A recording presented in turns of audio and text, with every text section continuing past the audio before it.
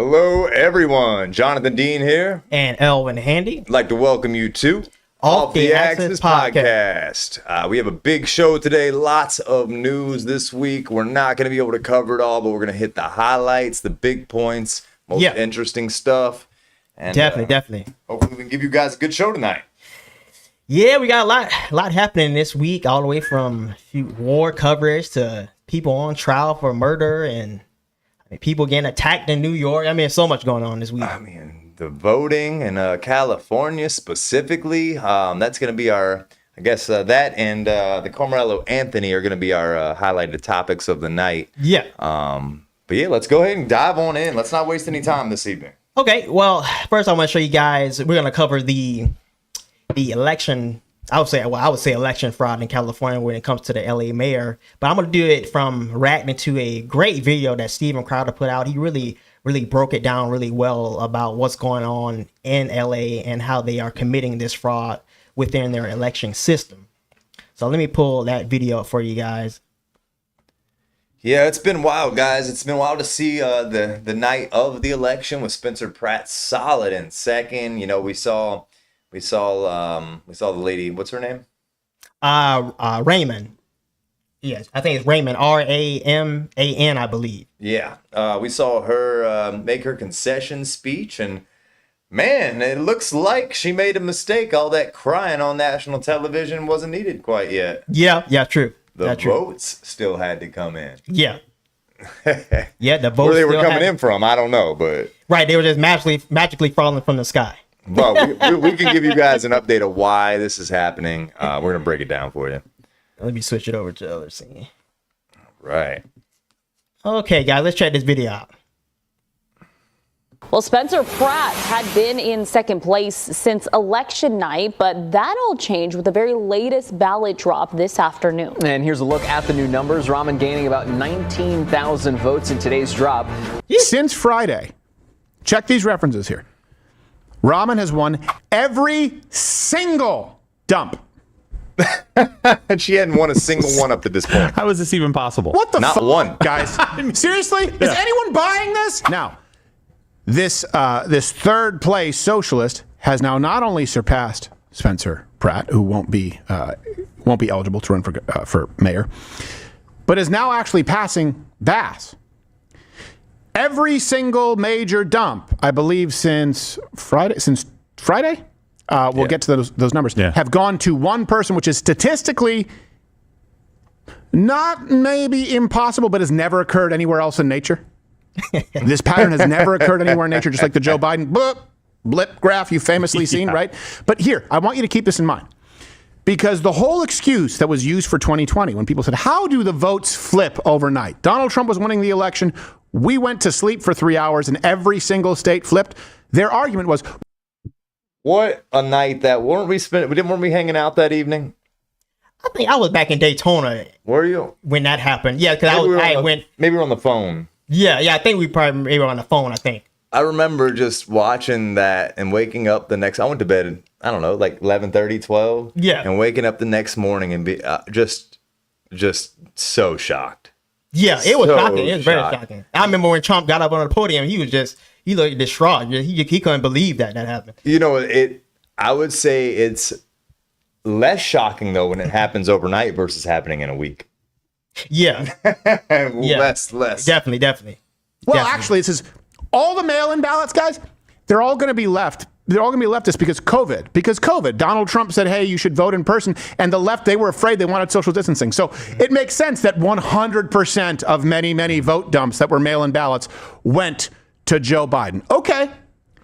But how does that work in California now? Because we're seeing the same thing. Here was their excuse back then.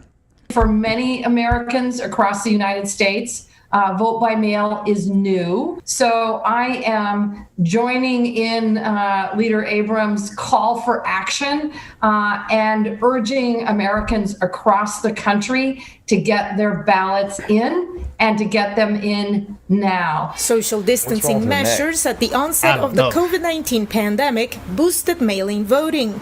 More Democrats than Republicans embraced it during the 2020 and 2022 election cycles, according to Pew Research surveys. Democrats want states to expand early absentee and mail-in voting. Have all the experts, both political parties and academia, laying out what it would take to have voting by mail. I'd much prefer to have in-person voting. But most Republicans, including President Trump, don't like the idea. No, it shouldn't be mailed in.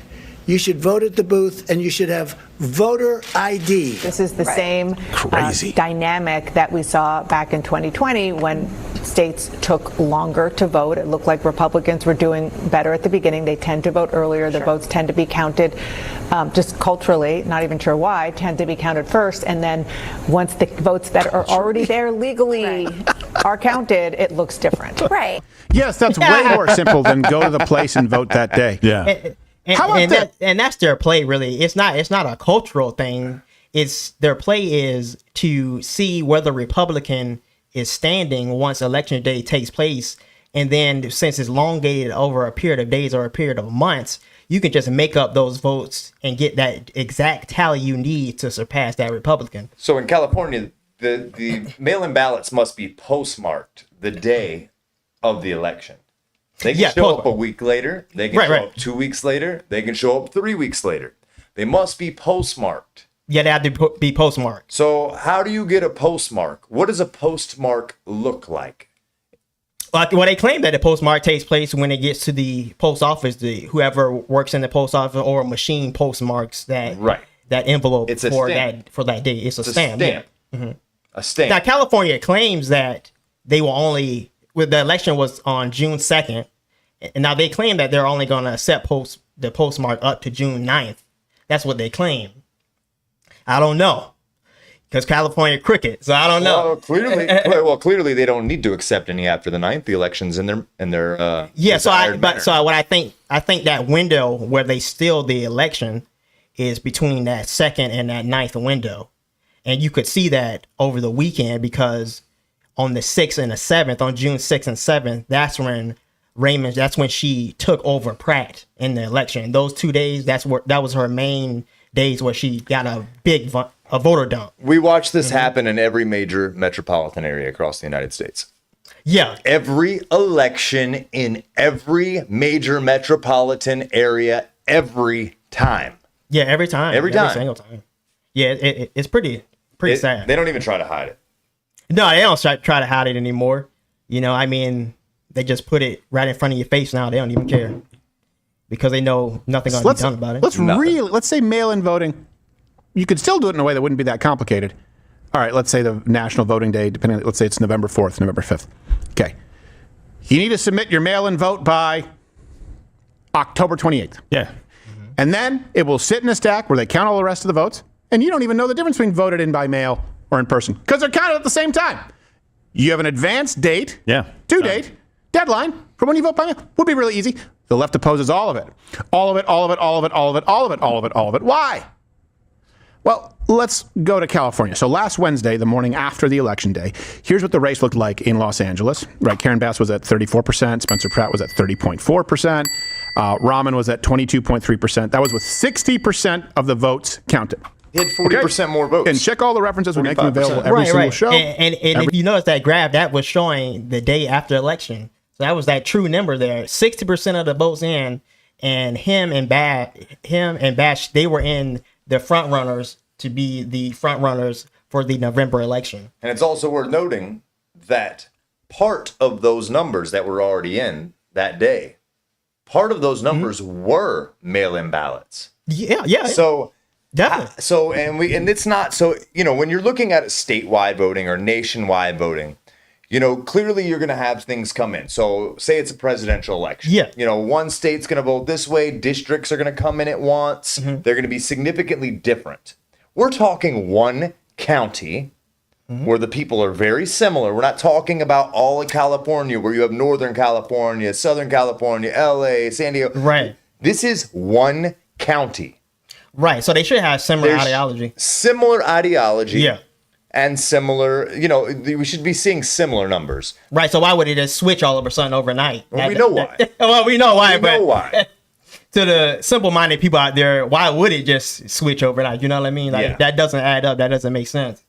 You know, it would seem like the trajectory, the trend would stay the same throughout. Absolutely. You know? And it changed drastically. Yeah. I mean, even where she's beating Bass, and Bass, even though we know she's not a good candidate, she's very popular in that area. So how does somebody like her go from being very unpopular to beating the most popular candidate in LA? Because when they saw the numbers that day, they freaked out and went into overtime. Yeah, they went in overtime. They went into overtime and they overdid it. Yeah. And it's making them look obvious. It's making it clear as day. You couldn't paint a clearer picture. Yeah, you couldn't. Yeah, it's crazy.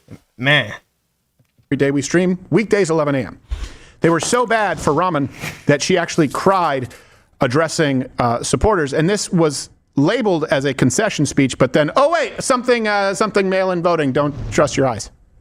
I've been a candidate for something as long as you can remember, and you've had to live through it with me, and you've been so patient through all of it. Thank you. I hate when people cry. Oh, it's so ugly. And it's crazy because she even thought she lost because she gave a concession speech on June 2nd. She knew she lost. She even thought she lost. She didn't lose.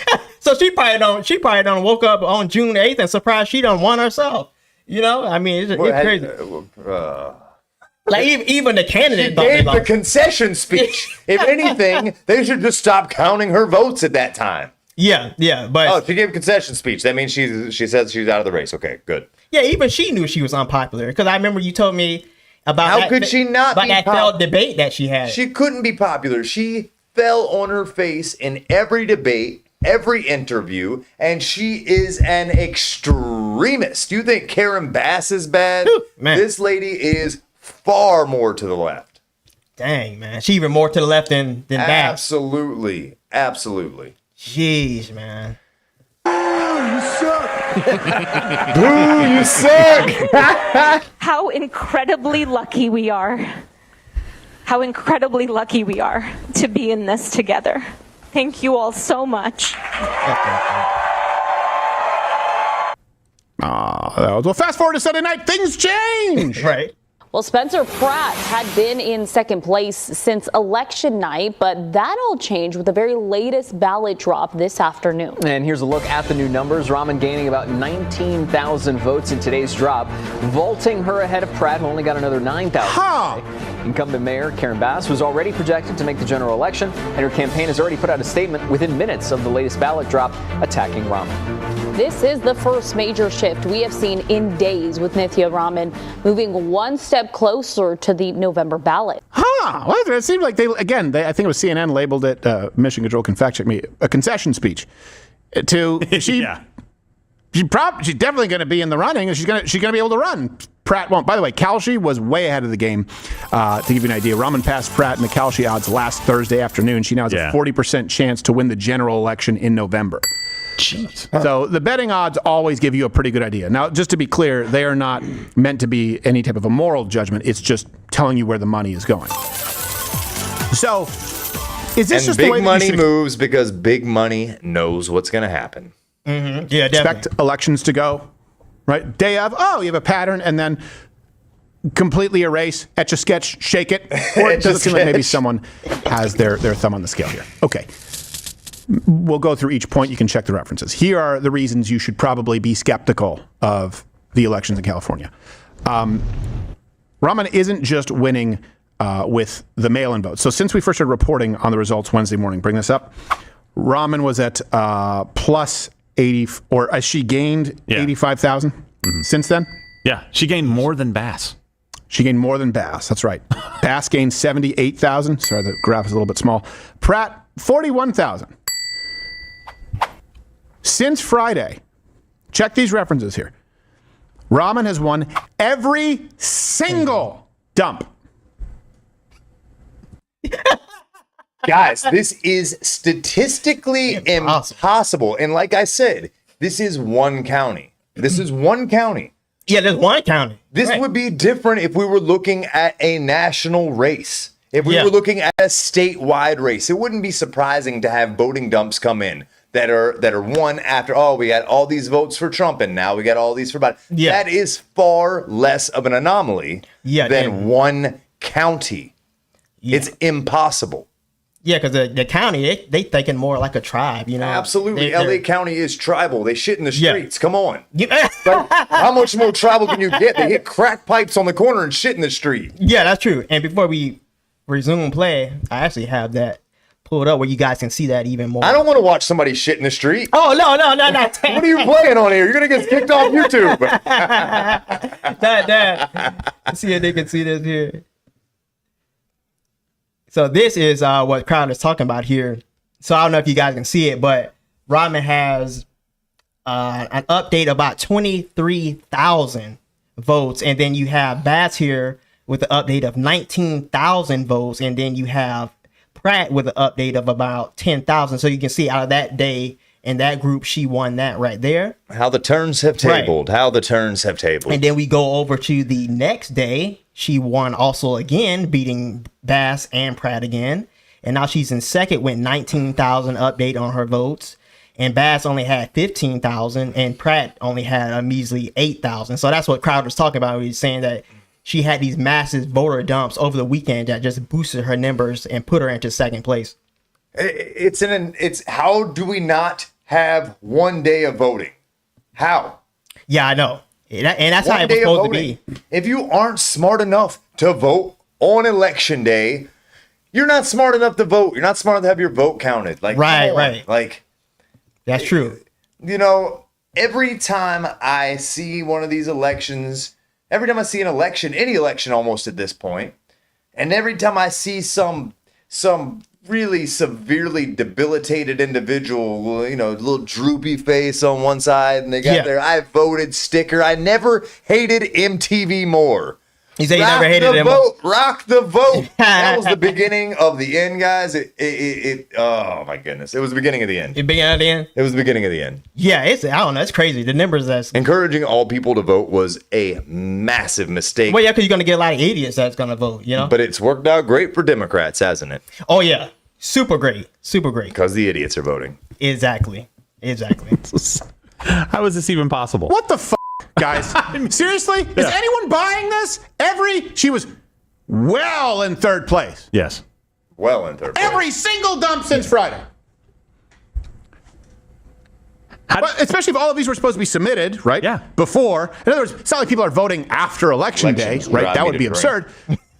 So for some reason, everything that was counted that could be observed, well, we were here live talking with you. But now actually, all of these people who you didn't know about, every single one of these dumps went for this candidate who was wildly unpopular. Yeah. And not Bass. Bass, fine, she's beating Pratt, fine. But you're telling me more people are mailing in ballots for her than showing up on election day and voting for her? Well, speaking of which, she didn't even win her own city council district. When you're talking about election day. Yes, she sure did. She didn't even win her own city council district? You've got to be kidding me. Yes, that is true. I think I have that article put up too. Oh, man, I got to find it. Oh my goodness! How do you not win your own city council position? So I pretty much asked Greg. I was like, Councilmember Raymond, did she not win her own district? And it says yes, that's correct. So Crowder's correct on this, based on early and ongoing analysis of June 2nd, 2026 LA mayoral primary results. Raymond for LA City Council District 4 advanced to November runoff against incumbent Bass, overtaking Spencer Pratt after late mail-in ballots were counted. However, she underperformed in her own District 4. And it goes on to say at the bottom, this aligns with some pre-election chatter and post-primary commentary noting dissatisfaction in parts of her district, homelessness, local services. Even though she won re-election to her council seat in 2024 with just over 50%, her strongest support came from other parts of the city, especially renter-heavy and progressive areas. Precinct-level maps and full certified results will be given in more detail once available, but the pattern of her underperforming in her home base while advancing citywide is well reported. So yes, she did lose her own district, but did well in the overall mayoral race, which is Crazy. Madness. In her own district, she only led Pratt by 2%, but yet 2 to 3%. But yet we're to expect that she's won all of the drops for 5 days straight. It's just unbelievable. It's unbelievable. It is. And we knew it was coming. It's not a surprise. We knew it was coming. Yeah, we knew it was coming. We knew it was coming. And all of the Republicans knew it was coming. The Republicans in the Senate knew it was coming. The Republicans in the House knew it was coming. The president knew it was coming. And nothing has been done. Yeah, we have, because they failed on the SAVE Act, so. Failed on it. Yeah, didn't pass at all. We're going to get into that in a little bit, guys. Yeah, I know you think you're going to get into that. They did not want that to pass. Yeah, I don't think they did want it to pass. I don't think so either. And I'm going to explain to you guys why Republicans want this to happen as soon as we finish up with this topic. I'm going to explain it very in depth with why Republicans love this. Okay. Seriously? Yeah. Wow. The only reasonable explanation is that the plan was remove the Republican. Yes. Exactly right.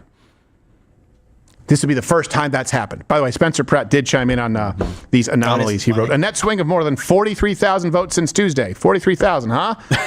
Where have I seen that number before? Probably nothing, alluding to the fact that it's exactly 43,000 homeless people. 43,600 something. It's good. Yeah. There really are 43,000 homeless people, and that's exactly what she's winning by. You'll ask how, the left will say, don't ask how. Well, can we look at it? It's too late, it's done. Okay, well, for the next time, can we make sure that we can ask how beforehand? Well, you can't do it beforehand because you won't know until it's done. Mm-hmm. Yeah, but right now it's done. You won't let me do anything. That's right, racist. There's no way. Yeah. There's no way to fix it because the left refuses to. That brings us to point number 2. The entire system in California is broken by design. By design. By design. Bring this up, collage B3. Yeah, there you go. Remember, the final tally is not expected until July 2nd, potentially.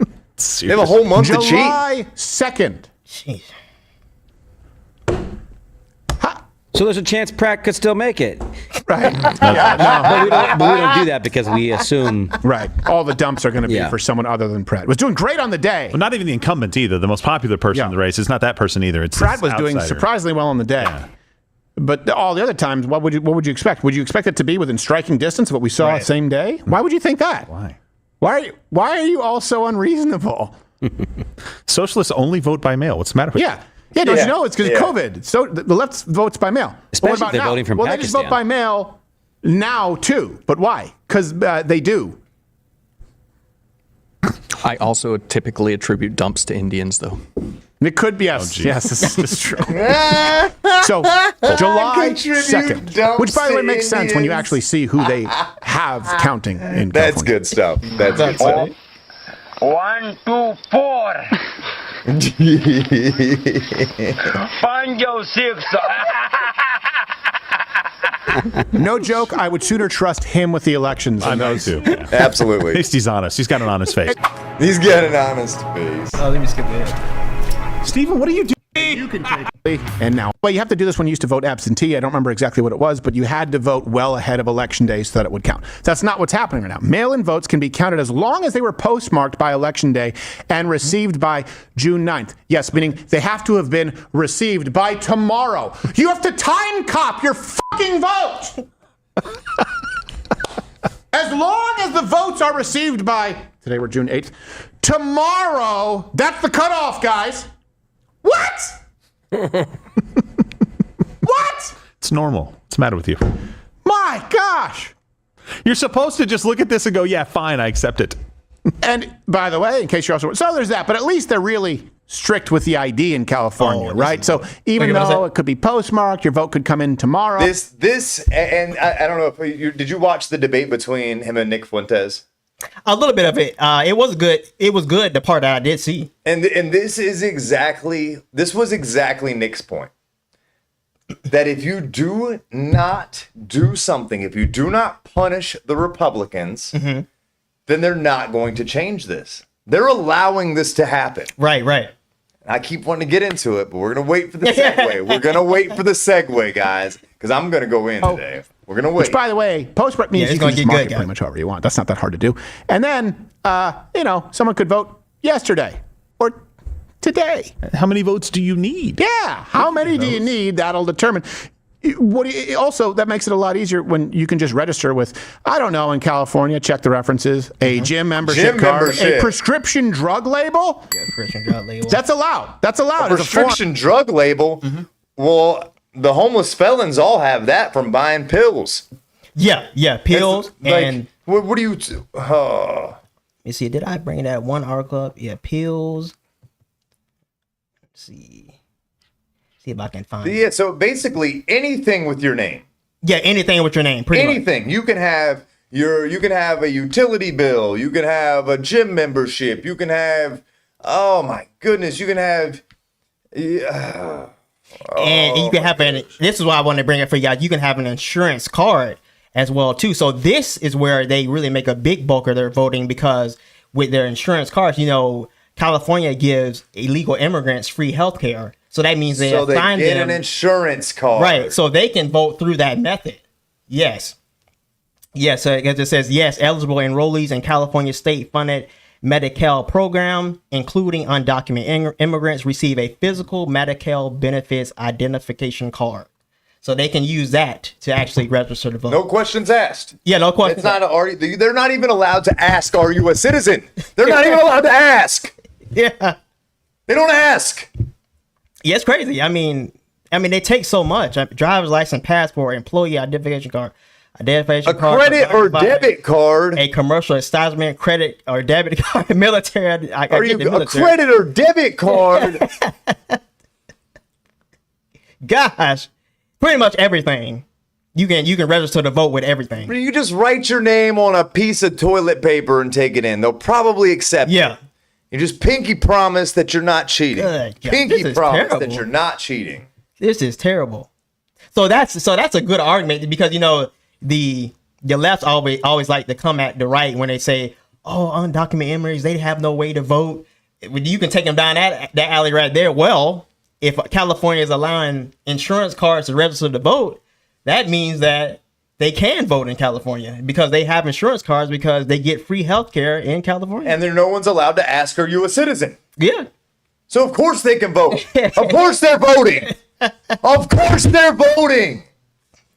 Wow, man. And every time one of them votes, your vote no longer matters. Yeah, it doesn't. We need to take this more serious. It cancels out the real American citizen vote. Who's going to fix this? Yeah. Somebody need to fix it, man, because it's out of control. Wow. To register to vote, a prescription drug label. I am amazed at the lack of security on prescription. Anyone, one time, after surgery, I was like, hey, can I have someone go pick up? They were like, yeah, anyone can go pick it up. Like, anyone? No ID need. Like, do I need to approve them? Like, no, they just say, if they know that your prescription, they can just take it. Yeah, what? Oh, these psych meds? Yeah, here's your ballot. So I just went to every pharmacy and asked for the refill on the Percocets for Bob Smith, and I have a gold mine. No, he's kidding. There's a few Bob Smiths. Crowder's funny. Yeah, he's honest. He's funny. You can also vote with an insurance card in California. I don't agree an with him insurance all card, the gym time, but membership he's card, funny. prescription drug label, or insurance card. And hold on. They tried to make the gym membership card look fancy. Pull that back up. Yeah, health club identification card. Yeah. Just say gym membership and everybody raises their hand and goes, wait a minute, hold on, we can't do that, right? Right. But a health club identification card where something went into that. Yeah, because you know that the folks at Planet Fitness, they know how to look for fake IDs. Yes, exactly right. And word is for the upcoming general election, they will also be accepting death certificates. Yeah.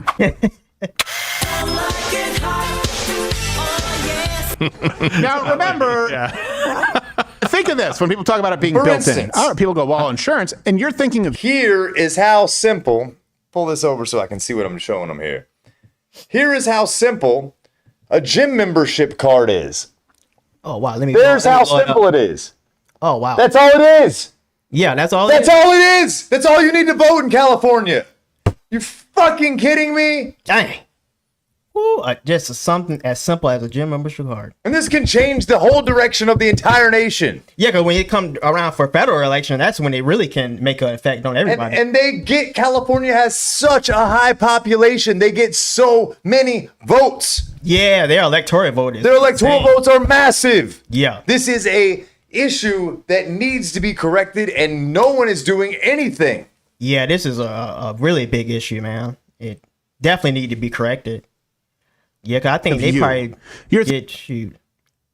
I think they give like the second most electoral votes in the country. I think it should be the most. They have the highest population. Oh, the most? Okay, so it should probably be the most. They have the highest population of any state. I guess Texas falls behind them because I think Texas is up there too.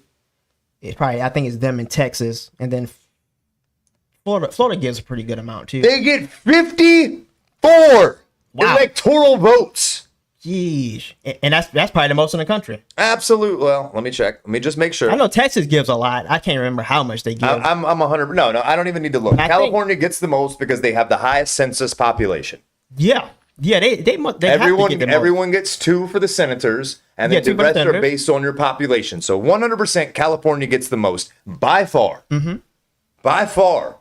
And the state that gets the most electoral votes has the least restrictions. Here's my gym membership card. Are you going to ask me if I'm a citizen? Nope, you're not allowed to. Oh, you have my health insurance card? Nope. I'm pissed. I don't even live in California. I'm pissed. I live in the great free state of Florida. Thank. I know, right? Thank God. Thank Jesus I live here. Oh, man. But I'm still pissed, though, because I have friends, you have family that live in California. I know. And they're being disenfranchised to the max. Yeah, they are. Yeah, to the max, man. Your sister's vote doesn't matter. No, not the way they run their elections. It doesn't matter at all. You know, I mean, it just cancels her vote out the way they run their elections. Yeah. They just run it so fraudulent, and it's been going on for decades. You know? And just to explain to you guys how big of a problem this is. Okay, so when Andrew Gillum ran against Ron DeSantis in Florida, 7 years ago, I believe it was. Was 7 years? I think 7 years ago. Yeah, about 7, I think. So 7 years ago, Ron DeSantis won the election by less than 1%. Yeah, it was close, and man. that's when we had mail-in voting. We had all these weird things. DeSantis wins. By the grace of our great God, he wins. Yeah, he won. He fixes the election process. He changes it all. He fixes the way early voting is done. He fixes the way mail-in is done. He fixes the way absentee is done. And there are strict regulations. 4 years later, 4 years later, Ron DeSantis wins by over 20 points. What? Let me fix this camera, guys. I don't know. It likes your beard. Really? How's it looking today? No, looking sharp today. Not bad for 40. Not bad for 40. Yeah, looking sharp. Let me see if I can fix this. Sorry, guys. Yeah, man. It's there we are. So just in the matter of changing some, and he didn't go overbearing. He didn't do anything that disenfranchises anybody, makes it hard for anyone to vote. Nothing like that. There was a 21 plus percentage point swing in the governor race. Now, we can say, oh, well, Ron DeSantis did so good the first 4 years. Maybe he gained 20%. No. Nah. Impossible. Because races that is an illogical argument. Yeah, because races like that are usually very close. Always. Yeah. And why are they close? Now we know. Now we know. And if you remember too, a big reason why Governor DeSantis won his first term too is because of the scandal that Andrew Gillum had against him too. Remember? That put him out of the race. Let me before we continue, let me tell you guys a little story.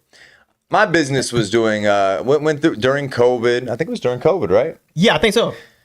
My business had might have been pre-COVID, but my business had a really bad downturn. All my fault. I did some things improper, took some missteps. I had a downturn. I had to pick up a second job for a little bit because I'm going to provide for me and mine. I don't ask for help. I'm a grown-ass man. So I pick up a restaurant job at a place called... Should I not say the name? I think I know you're talking about. I mean, I don't think it matters. I don't think it matters either. It's called the Edison. Yeah. It's a place that was opened here in town. It's an old historical building. Typically, they won't allow you to open a restaurant in an old historical building because restaurants have a high failure rate. But the investors were people who worked in the Gillum campaign, who worked very close with him. He was the mayor of Tallahassee at the time. Okay. So I'm working there. The Edison is Mayor Gillum's favorite hangout spot. He gets the back room, he gets backroom service where you can't see him, And I was, for a little bit, his preferred server. Why? I'm a nice guy. I guess I'm good looking. He was gay as can be. And, I'm not going to, I'm at work. I'm going to play the cards because I'm going to make that check. I'm going to get that tip at the end of the night because I was there to make money. So we'd be in this back room, and Andrew Gillum, Mayor Gillum, running for governor, will be bringing boys in. When I say boys. Boys. I mean boys. Oh, man. Boys. They were not 21. They might not even been 18. I don't know. Ooh, man. I was instructed not to ask for IDs. Didn't ask for IDs. That's suspicious. These boys will get wasted, and Andrew Gillum, the mayor of Tallahassee, will be doing cocaine off the table in the middle of dinner. Oh, my goodness. Watched him do lines of cocaine in the middle of dinner. And then at the end, when these boys are so wasted they can barely walk, where does he take them? He takes them back to the city's condo. Oh, man. In downtown Tallahassee. This is what the city's paying for. This is what the city's paying for. Jeez. He takes these underage boys back to the city's condo to do probably the same thing he was doing when they found the dead male hooker on the floor with pills around him. Yeah. Oh, my goodness. So that guy, with all of that going on, 1%.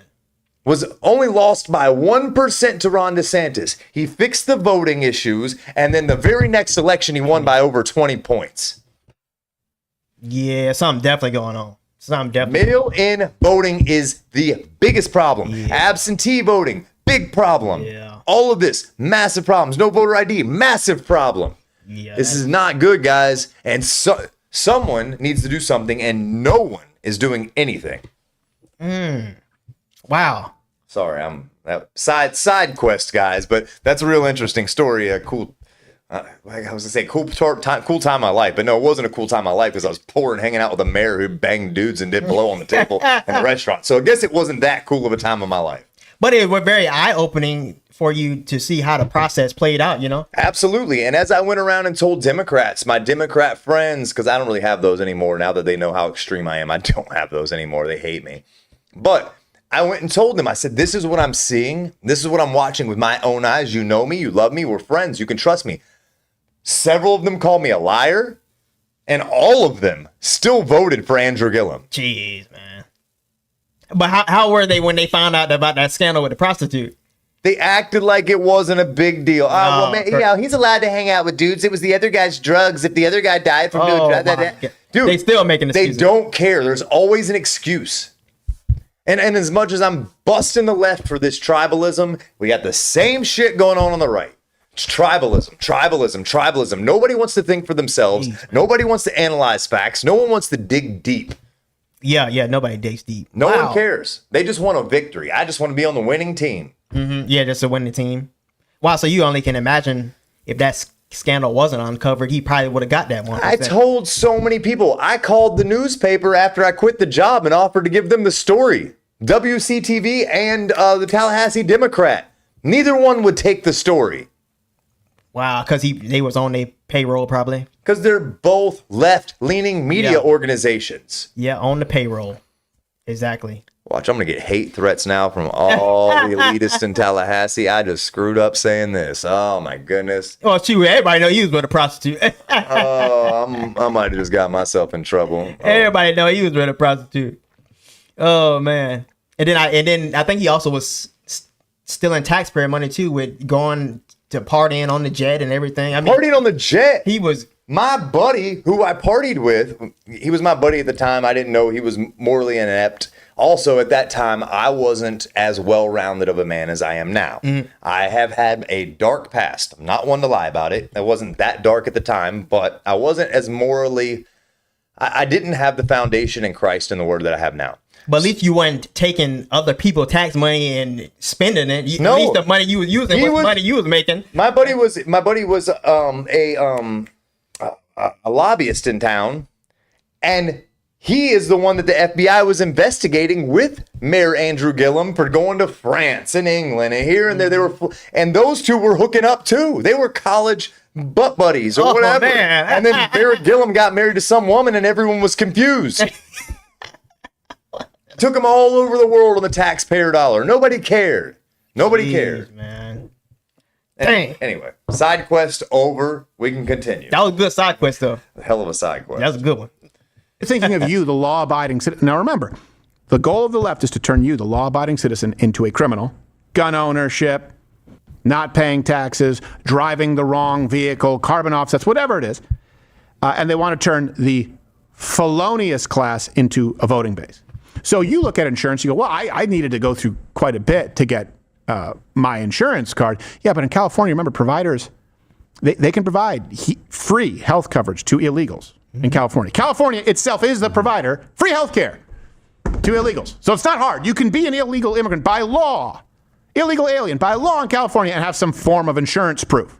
And then they include that that works, good enough to vote. Yeah, and LA Fitness isn't discriminating against Venezuelans. No, they're not. You can go get a gym membership, look at people on the Stairmaster, and then go vote. Yep, pretty much. You don't have to be a citizen for that. That's pretty much all I do. I just sit outside of the Pilates class and go, yeah, get more of a stretch. I shower. Well, it's an all-male class, but... Well, I admire the form.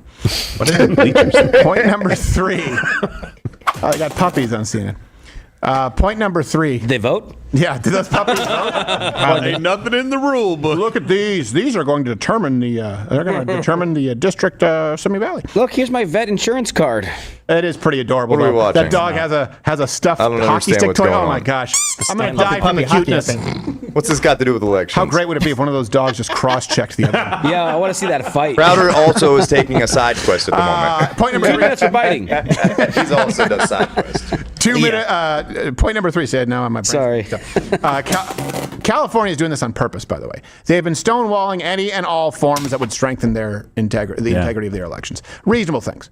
So, no federal audit of their voter rolls. They want none whatsoever. None whatsoever. So the federal investigators want to know if California is complying with the laws that prevent non-citizens from voting in federal elections. Right? Because this is what they always say. We don't need voter. The feds want to audit, but they're blocking. Right. And according to the Constitution, each state gets to run their election as they see fit. Yeah. But does that mean that the federal government can't audit? And why hasn't this gone to the Supreme Court? Because no Republican has challenged it. Somebody will have to challenge it, for it to go to Supreme Court. But as it stands now, it seems like, if a state wants to run their elections the way they want to run them, and the federal government trying to come in and kind of have control and audit and kind of see what's going on, a lot of stuff, it seems like they can block for the federal government being able to see that. Anytime we're talking about elections, we might want to turn my mic down. Because nothing gets me more heated. Well, because it's so important, it shapes everything. It's so fake. Yeah, it's so important, and it's fake wrong too. word. I meant to say important.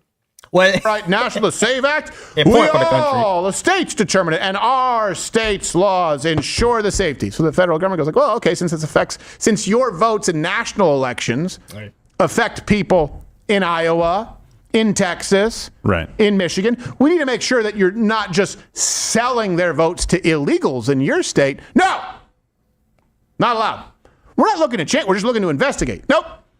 They opposed it, California, on privacy grounds. Privacy grounds. And the groups opposed to the audit include, but are not limited to, no surprise here. Look, take a guess. Which organizations do you think would be opposing APAC? Oh, sorry. Integrity audits for elections. Surprisingly, it wouldn't. Correct. I'm not going to go down comment below. Pause it. I'm not going to do that today. Yep, the ACLU, the NAACP, and of course the League of Women Voters of California. That sounds like that's the one that I got pulled up. The League of Women Voters in California. Remember we were talking about the women argument last week? Yeah. You got to check this out here. So this is their website.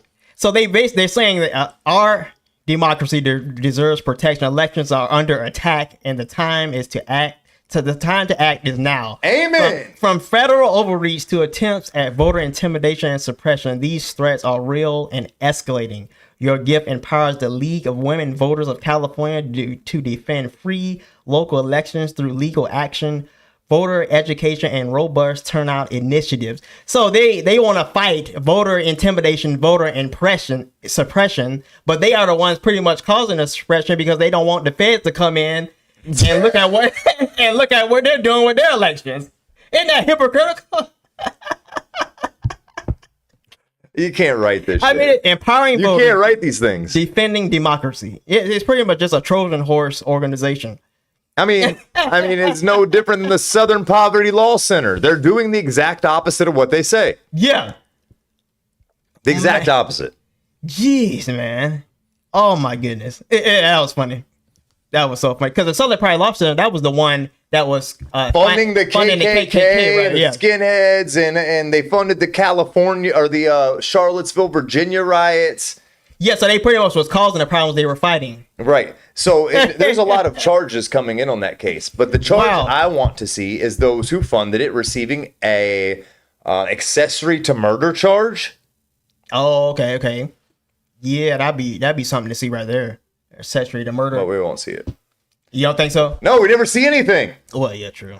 That is nothing ever happens. That is true. This is what we're gonna do on the podcast from now on. We're gonna present a topic, and then I'm just gonna scream, nothing ever happens, and we're just gonna do that the entire show every week. That's funny. It's true though. Superhero group of all time. The League of Women Voters of California. Together they are. No. I'm sorry.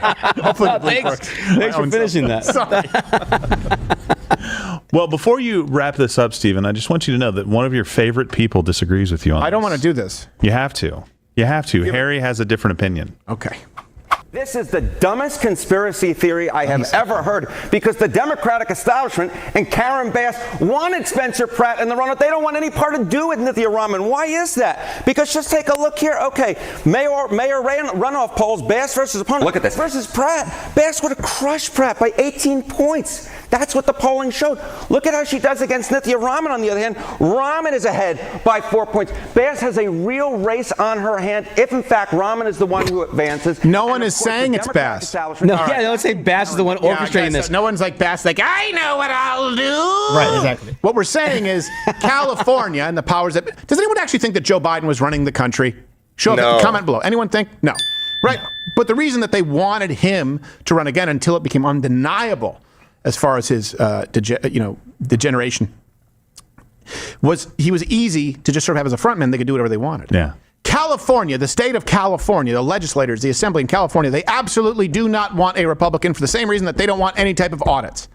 So they'll cross that bridge when they get there. They got to make sure there's no one who will hold California accountable. That means mission number one, get rid of Republicans. I don't think that those in positions of power really care if it's Raman or Bass. Socialist wins. They just want to ensure that it stays California. Yeah, so that's the stupid. No one's saying it's coming from Bass. Right. Yeah, just like no one was saying that it was Joe Biden. He was like, find 50,000 more votes. No one was saying that. Yeah, what he should have said was the DNC had a plus 18 chance of beating Pratt in the general election. Now the DNC has a 100% chance of winning the election. Very good. I think that's a really good point. But let me even grant his argument for just a second. You telling me that the Democrats would never do something within their own party to screw somebody out? Yeah. Oh, yeah. Call Bernie Sanders and ask him how that went. Yeah, call Bernie. They may hate Bass. I have no idea. Either way, it's still a problem for me. Right. Yeah. By the way, that's what they did with Joe Biden. They did it with Joe Biden. They were keeping him in there. Joe still wanted to stay in until like, you got to go. You got to go now. Like we were really glad to have an empty suit like you for a while. Yeah. But now you're going to lose guaranteed. We'll take our chances with anyone else, and you have to drop out so that the money can go to Kamala. Yeah. They did this. But yeah, so I just want to show you guys that reaction from Stephen, because I thought he gave a great analysis on what went on within the California election, especially when it came to the mayor race. But I know you had some things that you wanted to cover with the SAVE Act and how it affects like the whole country. This all ties in, guys. Okay, so here's where I'm really going to go in. You think I've been going crazy so far? Here's where I'm really going to go crazy. So what we're looking at is clear and undeniable cheating. I mean, we can call it fraud. They're following the rules. Supposedly, it's by appearances. We all know it's cheating. It's likely fraud. Yeah. Okay, so how do we fix these things? Yeah, that's the big question when it comes to me. You know, how do we fix it? You know, and how do we solve the issue? Well, we have one clear way which we can begin to fix it, and that is the SAVE Act, right? The SAVE Act was good. It requires voter ID. It changes the way in which mail-in ballots can be done. It makes restrictions on these things to make sure they're postmarked right, signed properly. They're checking IDs. All of these things have to happen. These are the same things that Florida implemented to cause a 21-point swing in the election towards the honest and truthful outcome. So, Republicans in the Senate will not pass the SAVE Act. They won't pass it. Mm-mm. We know they won't. They've been dragging their feet for, 8 months. Yeah. The House is ready. They're cool with it. But why is the House cool and ready with it? Oh, because they know it's not going to make it through the Senate. Exactly. And matter of fact, let's call these people out because they deserve to be called. Yeah, let's go ahead and get some names on the books. What senators are not willing to vote for the SAVE Act, for starters? So Susan Collins is one of them. And Mitch McConnell, of course. Surprise. He's one of them. And Lisa Murkowski is no one of surprise. them. And Tom Tillis representative from North Carolina. Yeah, North Carolina. Yep. Yeah. So those they definitely deserve to be called out for stopping the SAVE Act. So those people drag their names through the mud. But why aren't they willing to vote for it? Why? Yeah, why? Why? Okay, so guys, what we need to realize is we are not voting Democrat and Republican. 9 times out of 10, most elections, you're voting uniparty versus uniparty. Mm-hmm. Now, what do I mean by that? Oh, they're working for the same people. They do the same things. No, that's not at all what I mean. Here's what I mean. Mm-hmm. Say, for instance, we have a radical socialist win the presidency, right? Mm-hmm. They're going to shut shit down, right? Oh, yeah. There's going to be changes in fraud. There's going to be reallocation of money. There's going to be less opportunity for those who know how this system works to extract money from it. When the system changes in a radical way, they will have to move and change and try to figure out new ways to steal our money, your money, my money, his money. They're going to have to find new ways. If a right-wing extremist wins, they're going to have to, everything's going to change. The fraud is going to shut down. All of these different things are going to happen, right? So what is the real end goal here? They're all playing for the same team, as in they're all playing pro-fraud. They're all playing pro-war. They're all playing pro-immigrant. They're all playing pro-H1B1. They're all playing pro-government spending. This is what they're doing. These are the points that matter to them. We get on these other sides. Oh, we don't like trannies reading to the kids. I agree. Great. That's not what they are fighting for. They don't care about these things. They care about being able to extract the wealth of United States citizens. That's all they care about. So that's why, guys, I'm saying the Republican Party is doing nothing because it benefits them for the system to stay the way it is. Why has nothing been done about H1B1s, or very little rather? Why? Because Republicans want them for their cheap workforce. Democrats want them for their votes. They both have something to gain. And we just lost even more ground on, it's funny you brought it up, on H1Bs, because you remember the $100,000 fee that Trump said he wanted to implement on it. A federal judge just blocked that a few days ago, so we done lost ground on that. So even more loss of ground. All right, so yeah, okay. So we're looking at all these things. The left and the right, those that are currently in charge, they're all pro-war. For the most part, they're pro-Ukrainian war, they're pro-Iranian war, they're pro-H1B1 immigrant government spending, all of these things.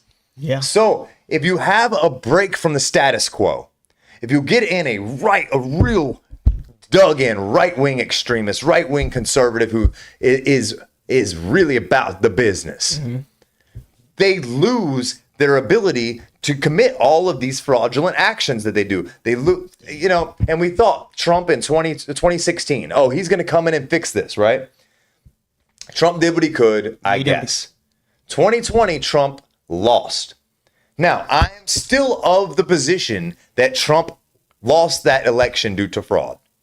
I stand by that. I stand by every election for the last 20 to 30 years has been decided by someone other than us. I stand by this. Yeah, I think so too. I think in 2024, Trump winning, we say, it was a fluke. I guess the fraud didn't work. You're wrong. They didn't commit fraud. Am I? Am I wrong? Well, let's just check out a list of billionaires and elitists that changed their support or backed off from dragging Trump's name through the mud in 2024. You have Mark Andreessen, David Sachs, Tim Cook, Jan Koum, Howard Lutnick, Jeff Bezos, even backed off of Trump and came to support him and started meeting with him before the 2024 election was decided. Mark Zuckerberg, he changed everything. Mark Zuckerberg's doing MMA. He's gonna do some jujitsu now, and he's gonna get a new perm, and he's gonna be the cool guy, and he's cool with Trump. No. Trump was put in place. He was allowed to win in 2024 because he would not break the status quo, and he could continue to let things keep going in the direction they're going of us being robbed. We can look at AIPAC. AIPAC shifted their money to Trump in 2024. Now, you could say, oh, they still gave Democrats money. They gave Democrats money primarily in primary elections to defeat anti-Zionist. Okay. Of course they're going to do that. Of course they are. You can look at that. You can look at the Republican Jewish coalition shifted from 2024 to extremely pro-Trump in 2020, anti-Trump to 2024, extremely pro-Trump. You have all of these PACs, all of these billionaires suddenly shifting. Why is that? Why is that? Because they knew Trump wasn't going to change anything. They knew he wasn't going to change anything. They knew the wars were going to continue. They knew we were going to go to Iran. They knew that we were going to let Ukraine continue. They knew that Trump was going to be a minimalist with the H-1B. They knew he wasn't going to drag dirty immigrants, illegal immigrants, out by their hair in the middle of the night with no body cams and chuck them in the water to swim back. They knew this. Why? It makes them all money. All of these things makes the Republicans money. It's not just about Democrats. It's enriching the Republicans. They don't want to change this. And what further evidence than we need than how long the SAVE Act has been chirping along through Congress and then gets to the Senate. It's not going to pass. What more evidence do you guys need? Republicans are allowing voter fraud. Why? Because it helps them. Every 4 years. Oh, we got a Republican president now. Oh, the Congress will, now Congress is Democrat. You have this always. For how many decades have we seen this balance of power? And it doesn't even make sense. So you're telling me on election day, suddenly a Republican just schools the Democrat for the presidency, but the Democrats suddenly win the House and the Senate, even with the president performing well? No, the balancing act is a facade. It is a facade to keep you invested, to keep you voting, and to keep you arguing while they extract our wealth.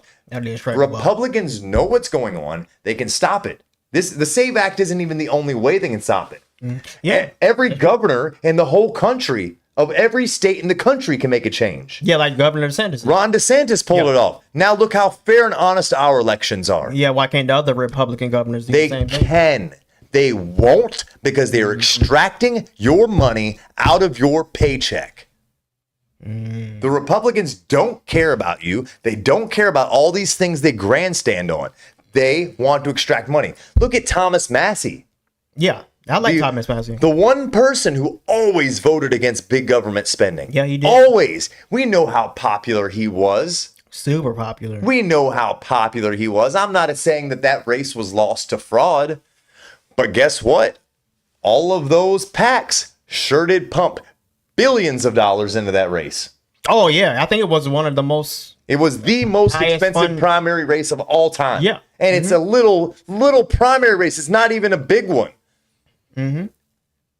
Guys, the Republicans are allowing the fraud to happen. They want it to happen. They want election fraud to happen because it's the only way this balance and infighting always continues. Because guess what? If Republicans sweep, we end up with a radical Republican somewhere. A couple of them. Yeah, we keep on sweeping. Yeah, definitely. It just gets further and further and further to the right because we see how good it's working. Yeah. And then in 15 years, we have a radical conservative running the country who shuts down the fraud, shuts down the government spending, balances the budget, gets rid of the H-1B1s, deports millions. They do not want to fix the problem.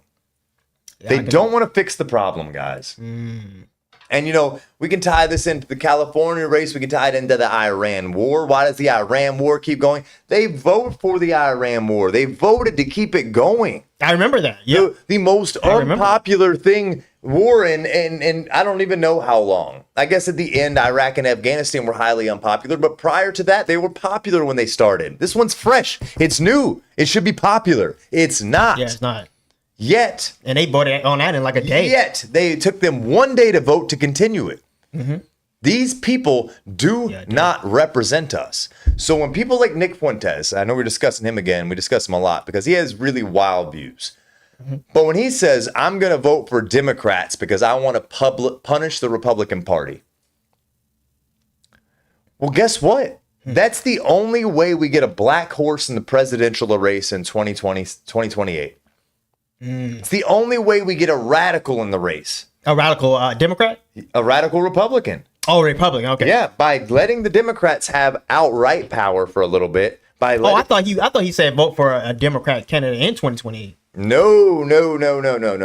He is heavily against that. Oh, he's against that. Okay. He thinks in the midterm. Oh, in the midterm. Okay, he's talking right, about the midterm. because then you shake the Republican Party. Oh, okay. And then all Republican voters across the nation see what's happening, and what do?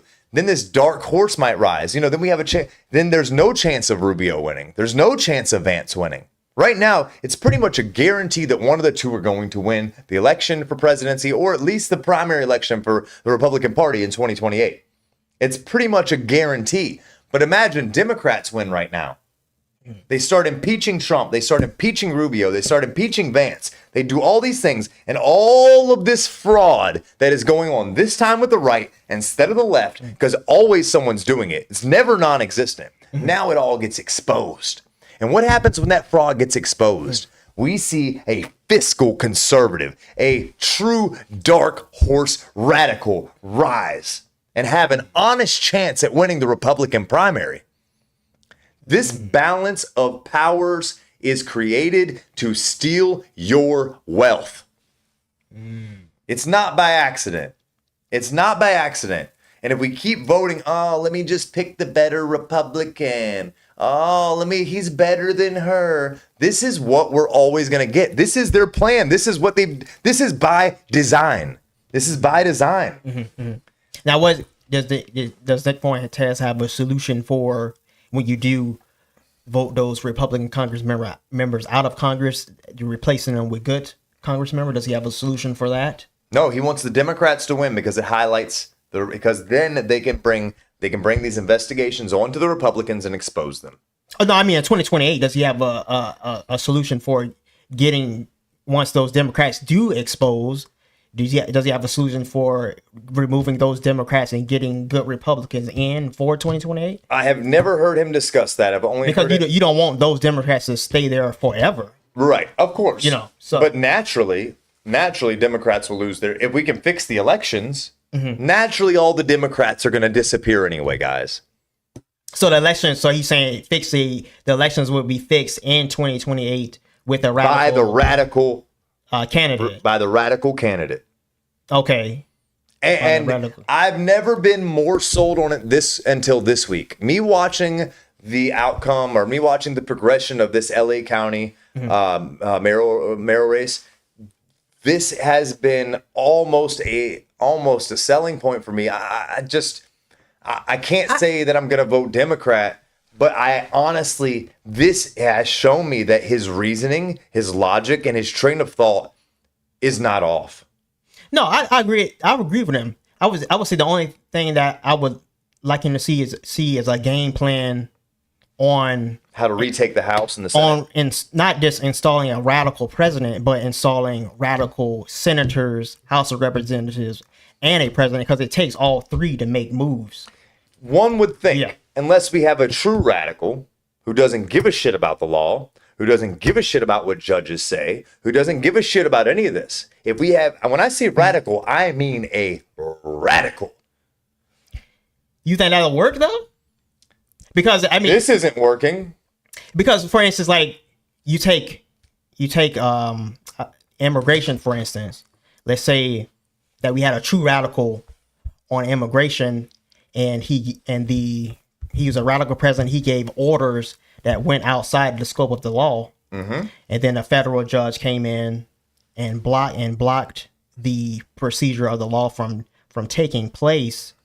Now, the problem is the people that have to carry out the law are the people within those agencies that's receiving orders from the president. So they're not culpable, though. Even if they're not culpable, like for instance, let's say I work for the FBI or something of that nature, and I get an order from the president to do something that's against the law. Now, even though it might be for the betterment of the country, how many of those peoples within those agencies are willing to do something against the law, even if it's the betterment of the country, and put their neck on the line? That's the only problem. I would say, judging by the history that we can look back at and look at, a significant enough number that serious change would occur. How many times we watch Biden, Obama just disobey the law, not care, and how many people still did what they told them to do? Yeah, I can see that. How many people? So we need a president who doesn't care. I know this is crazy, guys. I'm not advocating for fascism, but we need a president who teeters the line of fascism. We do. Yeah, I can see that. That says, that judge says this. Well, I don't agree that was applied properly. So screw you. I'm doing it anyway. Yeah, I just hold those Come people. and stop me. I'm the president. I command the army. Oh, I thought you were talking about the domestic policy. Yeah, domestic policy. I'll surround the White House with the National Guard. What are you gonna do? We need an extremist. I'm talking. Shit needs to get wild because the Republicans are not gonna fix it. Listen, we can sit here and discuss what happens to this, what happens to that, but we know what is going to happen now. We know that we're going to continue to see things move in the same exact way they are. Yeah. Two teams with two different masks on, or one team with two players with different masks on with the same goals. I'm just saying, I just always come at from a perspective. I just think we need to move as a team. There is no team, Elvin. No, I mean we need to create the team. What I'm saying, because for decades we focus solely on the president. Well, yeah, we create a team. And our Constitution, the way our Constitution is written, our president, I know people want a radical, but our president can't be a dictator. It's just the way the Constitution is written. Yeah, and you know, and we have a beautiful Constitution, but one downfall with it is he can't be a dictator. There's so many people that has positions of power in this country that can go against the president and ruin movements. I think we're still thinking about two different types of radicals. You're thinking about one that cares about a piece of paper. I'm thinking about one that doesn't. What? No, I'm thinking about one that doesn't, but I'm thinking about, because I've worked in, well, I guess you never worked in a government agency. No. So they won't let me in. From people that, I've had a lot of family members that work in government agencies and things of that nature. And when you understand the mindset of some people that work within government agencies, you kind of understand that some orders they won't follow. And if it goes against the law, even if the president says it, they still won't follow it because it's going against the law. So that's why I kind of would like to see us move as a team, as in elect radical everybody, not just radical president. But we can't. We don't have the money. The money is with those extracting all the money out of our government, out of our pockets. They have all the money. How are we going to do anything against them? What, are we going to start a campaign with no money? We can't elect radical senators and House of Representatives? How? We just watched Thomas Massey lose just based on money. Yeah. So how do we do it? If we can't do it through voting, how do we do it? But then how do we elect a radical president, though? Because that would be the same thing. By giving, his thought is by giving the midterms to the Democrats, because it will enrage so much of America that they will vote in the dark horse. That they avoid in the dark horse.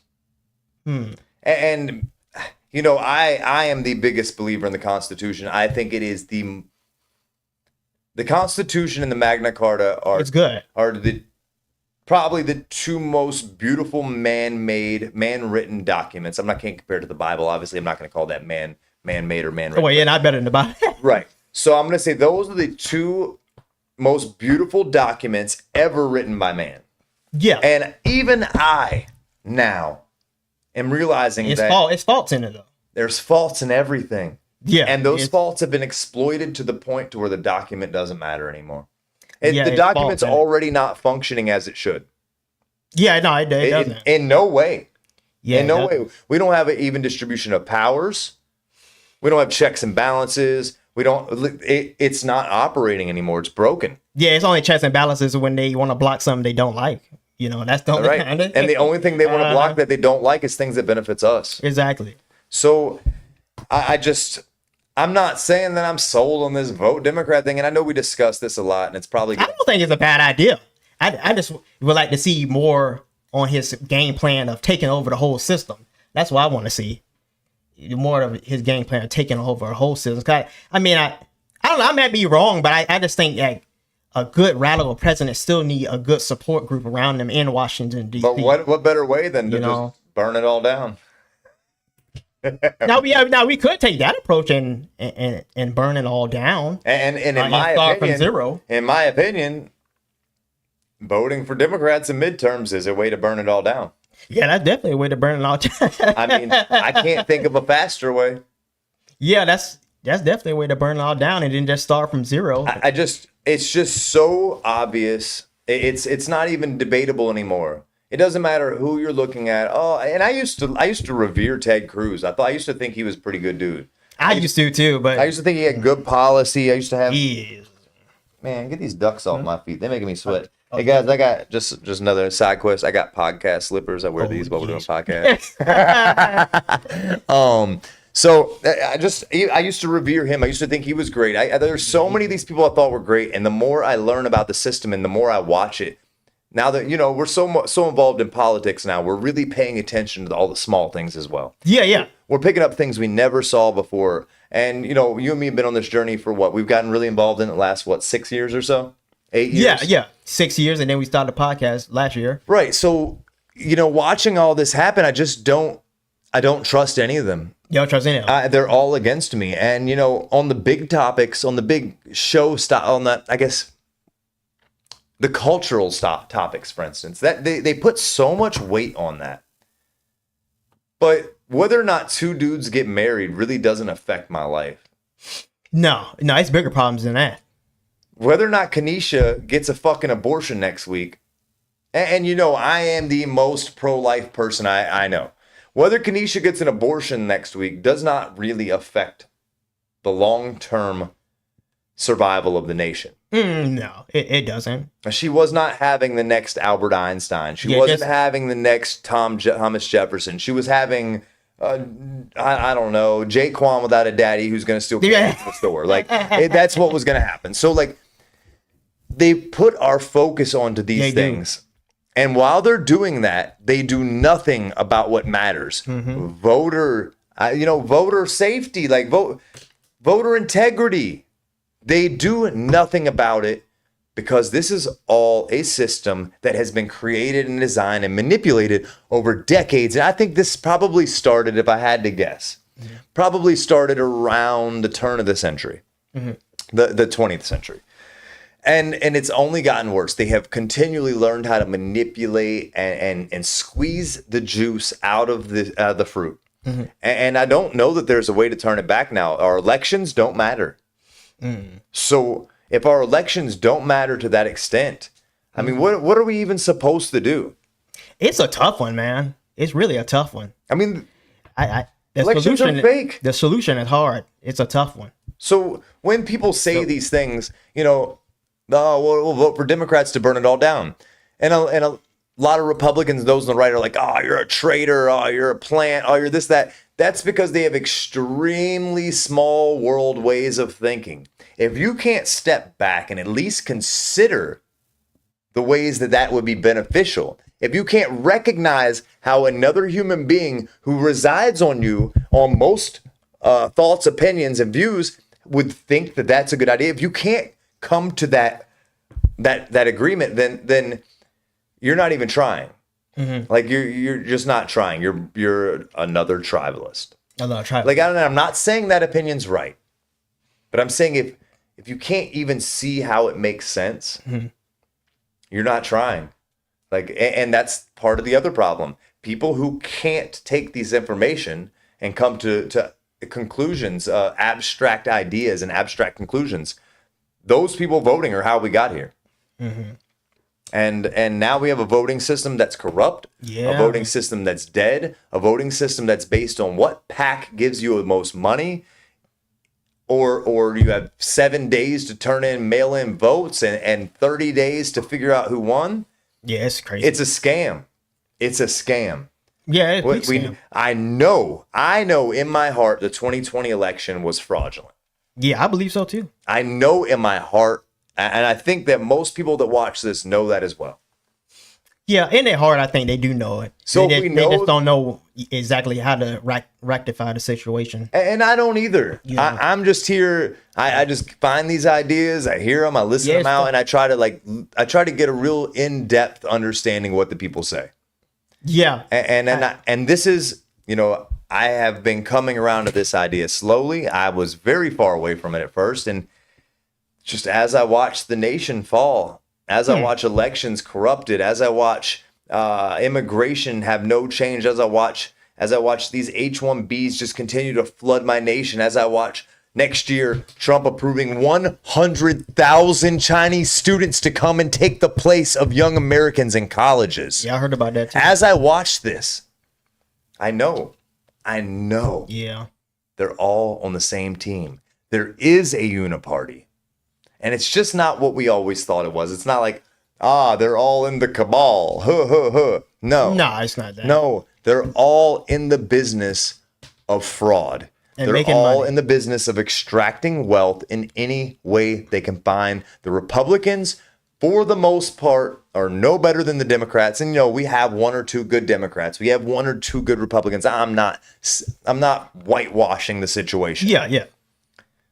But what I am saying is it is broken, and Republicans do not want to fix it because it will hurt their pockets. Yeah. They don't want to fix it at all. Republicans are allowing. Yeah, they don't want to fix allowing and possibly even encouraging through negligence or through turning their head the other way. They're even encouraging it. Why? Because this constant struggle, this constant battle, the Senate's this way, and then the president's this way, and it goes back and it changes. This is not real. This is not real, guys. And if you're falling for it, you're fucking stupid. Yeah, that's true. Or maybe you're not stupid.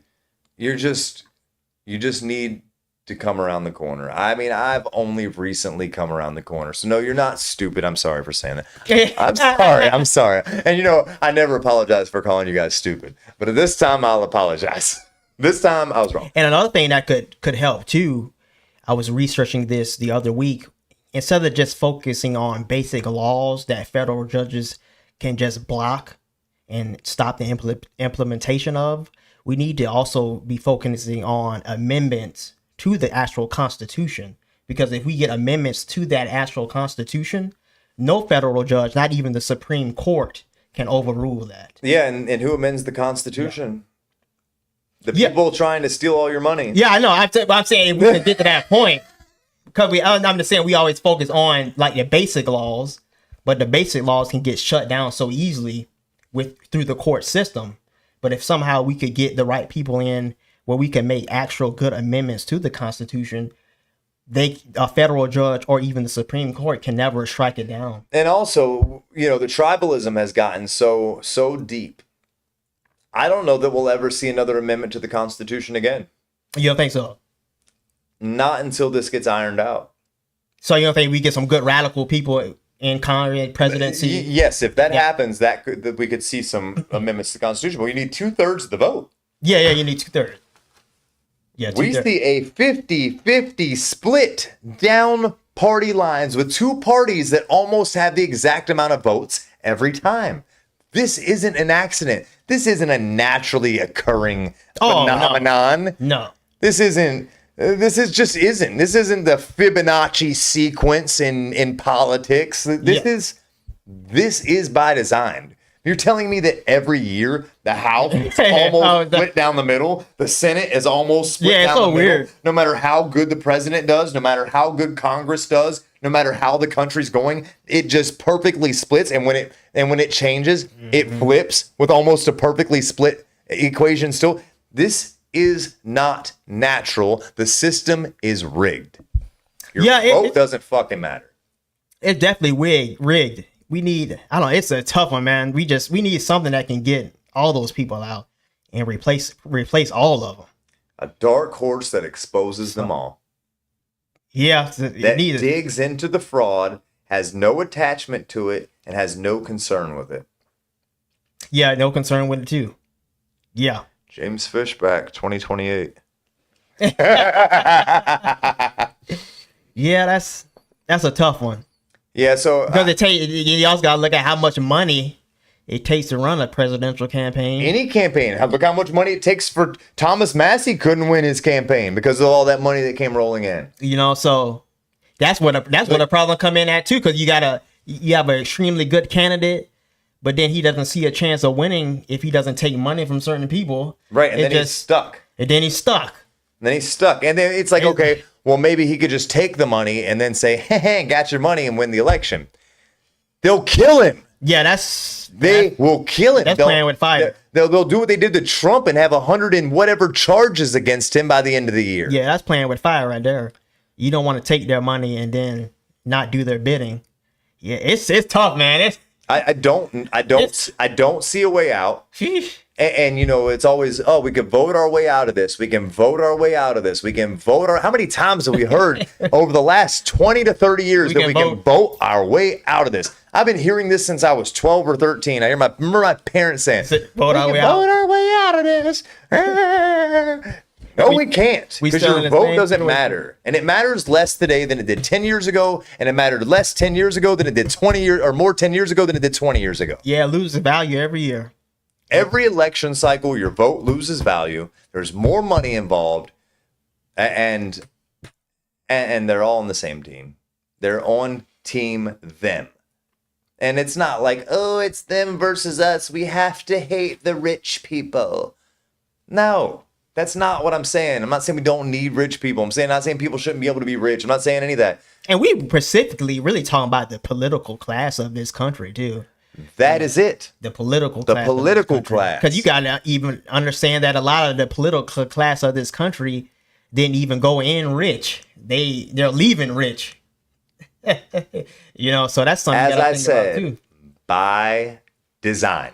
Yeah. By design. Because a lot of these people in the political class, the reason why they even joined the political class, because they're failures in regular society. They can't become rich in the private sector. Isn't that crazy? And they need the political class and the taxpayer dollar to become rich because they don't have enough skill to do it in the private sector. And here I am stuck starting business after business. My businesses do good. I'm not gonna say that I'm a piece of shit when it comes to. Pardon me. I gotta stop cussing. I'm not gonna say I'm a turd when it comes to starting businesses. Almost all the businesses, actually every business I've ever had was profitable. I just decided to close it for one reason or another. But this takes a lot of work. Even us sitting here doing this podcast takes so much work. Like we have to put in a couple hours, then we have to cut videos, then Elvin does so much editing, we have to do research, we have to do this, that, we have to buy cameras, we have to buy $600 microphones, we got to buy computers, we got to buy desks, we got to buy backdrops, we got to have an office, we got to have a facility, we have to have all these things. It's all so expensive. Now think about comparing that to running a campaign. All I got to do is take money from these type of people and vote this type of way, and I'm rich in 2 days. So we are accepting donations. But you look at the lure of that. It's just like, I got to do all this work that we're doing to build up myself and try to become wealthy, when I can just take money from certain people, vote a certain way, and become wealthy overnight and run off into the sunset. I mean, and they know nothing is going to happen because the next generation of the people that want to take their spot, they're going to do the same thing. Yeah. So they can't bust them. They can't bust up their whatever their situation. They bust that up. Now it's exposed for the future. Yeah, because a lot of this is dynasty stuff. The kids are doing it. It's running all through down the family. Yep. So I've never been more black-pilled in my entire life. I've never had less of a belief that change can happen. Yeah, I would say us true conservatives, we have a huge game plan we got to put together in order to take this country back, because it's not going to be something that's going to be done easily. The thing is, we need money, man. Huge game plan. We need money. Yeah, and I know you were talking about last week how these good wealthy people are scared. Absolutely. To contribute to the movement. I mean, imagine. I mean, look, just like we said, man, look what happened to Elon Musk. Yeah, I know. He got involved. He went from the absolute pariah of Democrats. He makes electric cars. He's so great. He's helping us. Batteries. And then he came out and supported Trump. And what happened? He's accused of sex crimes. He's accused of being on the Epstein list. He's accused of all these setting his cars on fire, disgusting things, like horrible things he was accused of. Yeah, horrible things. And what happened the second he got back out of it? It's all gone. It all stopped. Yeah, it's all stopped. Now he's releasing his IPO. Now he's like. Yeah, it's just a machine, man. It's eating us all, and it's driven our nation to $30 trillion of debt. Yeah, so much debt we're in, man.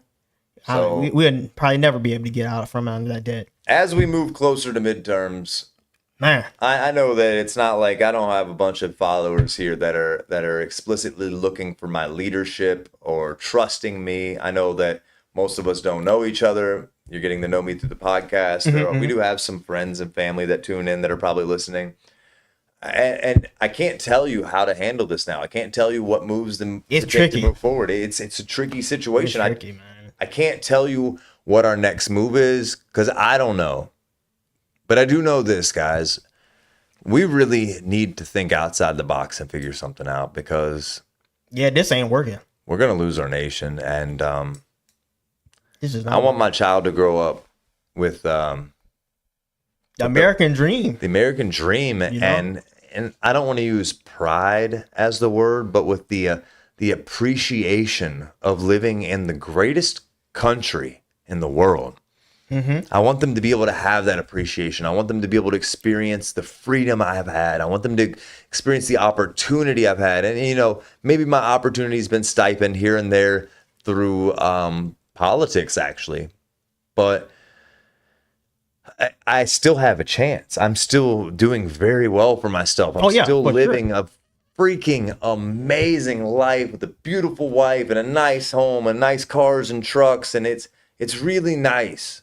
Yeah, and you want to see the future generations experience that same. I don't want them to have the same, man. I want them to have better than me. Oh, well, even better. I want my. But I'm saying you don't want that be able to your ability to be able to build businesses and make a lot of money and get cars, get houses. You don't want them to lose that. No, and let's also because the political class is trying to take that away. Yes, they are. And let's just be honest, man. I also understand that not all of you guys are made to run a business. And I'm not talking down on you. I'm not saying anything negative, but that's not the way your brain functions. And I understand that. So not as much opportunity as I have, if your brain doesn't work in a really cuckoo manner like mine, you even have less opportunity. Your children, my child might not be blessed with the gifts that I have. Maybe not the intelligence or the wit or the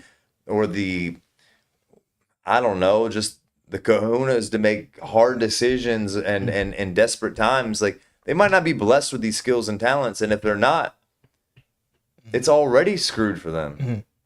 But I think everyone has something that they can do to further the movement, though. For sure. Some skill or something that they have within them that can further the movement. Because it's hardly ever any movement across history that didn't have the backing of numbers in order to accomplish the movement. That is true. We need numbers. So we really need to be. We need people that's willing to step forward. Yeah, absolutely. So in the comments, guys, any ideas you have, any anything we can bring up on the show to throw a spark on, throw a spark onto the brush to create a fire. We're constantly thinking about these things, and need something. We need something. So put it in the comments. Maybe you guys have some ideas that we just haven't even explored that we can really dig into and reach out to people and get some more advice and information from. Yeah, that's true. But I guess to wrap that up, Republicans and Democrats are the same. Yeah, uniparty. Yeah, definitely the same. Yeah, definitely the same. And I'm heartbroken about it. Yeah, I know it's and I was fooled for so long. I feel so stupid. Yeah, I know. Well, aren't we all? We all fooled when it comes to politics.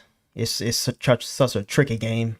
But at least we don't have the blindfolds on anymore, and we can actually see what's going on. Because that's the first step. You actually got to see what's going on. Step one of recovery is we can't come up with a solution if we don't know what's going on. Step one of recovery is recognizing your weaknesses. But now that we the generation of knowing what's going on, now we got to become the generation to make the change. Absolutely. Yeah. You got anything happy to talk about? Well, I wouldn't say necessarily happy, but it's news. It's never happy, guys. But it is a different type of news. If we have good news topics, it's because bad things are happening. So let's dive on in. Yeah, different type of news. So I'm going to go over to this Karmelo Anthony thing here. Wow, yeah. I don't know if you guys heard about this. Big day but this has been a big case involving really a lot of racial tension between, I would say, white and black people. I mean, because Metcalf, I would say black people were mad that people were looking at Karmelo Anthony as a murderer because black people felt like he was more of someone that was providing self-defense for herself. But it's interesting because when the court case has proceeded and the witnesses came out, witnesses last week admitted in court that when they saw the incident take place between him and Metcalf, that it didn't look like self-defense to them. And Karmelo Anthony actually was the one that provoked the entire situation. Boy, I was going through the court document notes, man. He had no shot at winning. Yeah, it looked bad. It was open and shut.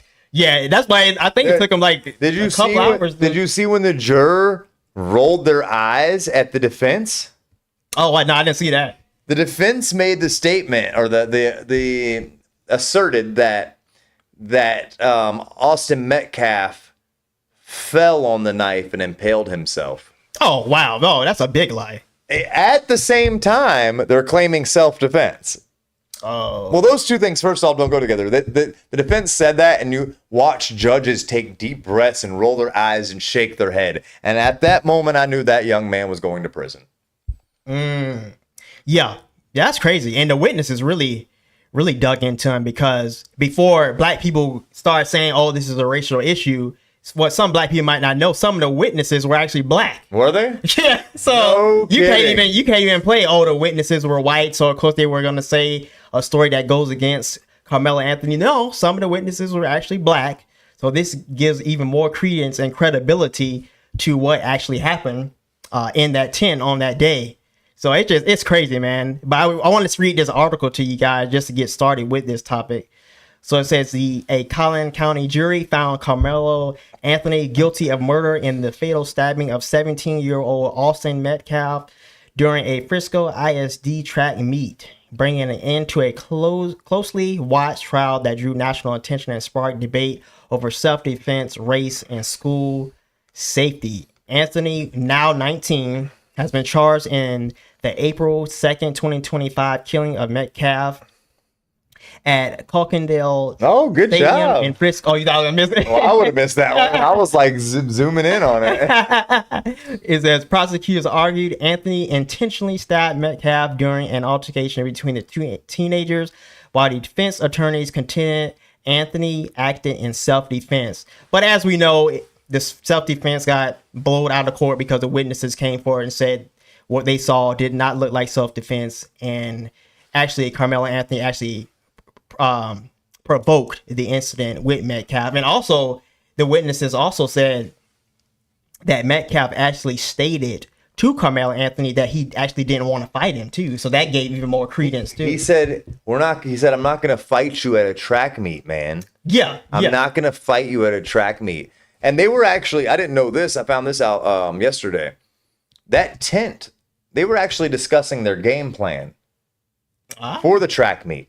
So of course he can't be there. Well, yeah, because it's just like, you know, if you on a basketball team and your home team got a side of the court, the away team got another side of the court, you don't want the other team's player to come over and sit on your side of the court. Let me listen in. Right. You know what I'm saying? And he was from the other school. Right. He was from the other team. So it's Not like team, but the other school. Yeah, this is private space. You know, he could have just politely got up and left the private space and let them have, you know, the tent to themselves. You know what I mean?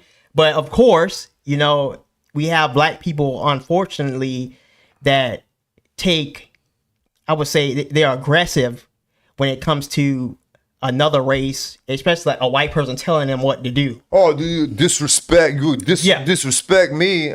Right, they think it's disrespect, but McCaff, he was not trying to be disrespectful. He was just trying to get his tent back for himself and for his team. Even if he was being disrespectful, get the hell out from my team. Exactly. He did not deserve to be under that tent. No. Right, and so and you know, he even said, the guy, apparently Karmelo even said, I got something in my book bag for you if you touch me. Yeah, he did, and that led to even more of the provoking that the court was talking about too. Apparently they said, just get out of here, man. And that's all he did. Yeah, it was a light truck. Just get out of here, man. Mm-hmm. And then he took out a knife and killed him. Right, and then you got escalation too. Because I mean, he's taking out a deadly weapon against somebody that doesn't have a weapon at all. So you got to look at that as well when it comes to self-defense. I know sometimes people will argue that, but that kind of only falls in line where like you might have like a small girl or something that's facing like a really big grown man, and she might have to put out a deadly weapon to equal it out. To equalize, you know? Yeah, absolutely. But in this situation, even if one of the males are smaller, you still got two males going at each other, and one guy has a deadly weapon. And not only does he have a deadly weapon, he's provoking the situation. So he definitely can't claim self-defense. What was his defense thinking by not taking a plea deal? This year, out of prison in 25 years. Yeah. Now, that would have been, you know, awful. But at the age of 45, he could have gotten out. I'm going to tell you what they were saying. They were thanking probably all the prior cases between black and white people, the George Floyd cases, those type of cases probably drove their pattern of thought, thinking that... Yeah, because look, that cop is still sitting in prison rotting from the George Floyd case, and he didn't do anything wrong. Right, exactly. So that probably drove their thinking, well, if those cases came in favor of the... Maybe we can get a hung jury. Right, of the black defendant. Maybe we can get a hung jury, but it's... But I'm not... Believe me, I don't have any heartfelt feelings for Mr. Anthony, the animal.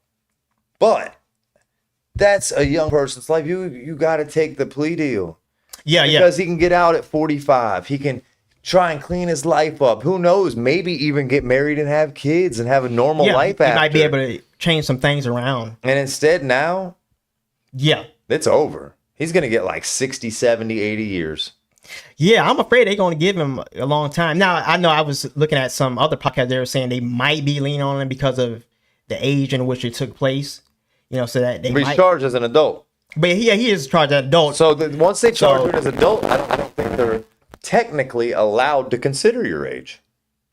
Yeah, technically, I don't think so. But you know how sometimes our court systems can be. It depends on the judges. And it depends on the judges. It also depends on how much backlash the judge wants from the community, because there's a lot of pissed off black people. About what, man? About what? Well, I'm gonna show you one. Let me show you one. If anybody should be pissed, it should be white people. Oh, I know. Like, they should be pissed that we're being knocked off by dudes who can't control themselves because they were raised by some retards. Yeah, it means these black people are being retards, because this lady right here saying she don't care if it was found guilty or not. She still supports him. Did you switch it? And let me see. I think I did. Cool. My bad. Yeah, she still supports him whether he's guilty or not. Check this out. If evidence does come out that Karmelo was not in fact fighting for his life when he stabbed and killed Austin Metcalf, do you think that the black community will accept that? Hold on, guys. Not again. Well, Spencer Pratt. Oh, okay. This is an easy fix. Is it? Yeah. Guys, it might be episode 16, but we're still learning.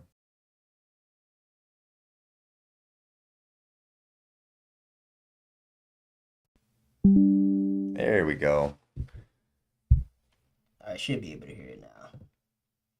And make sure you got good volume. 40, 42.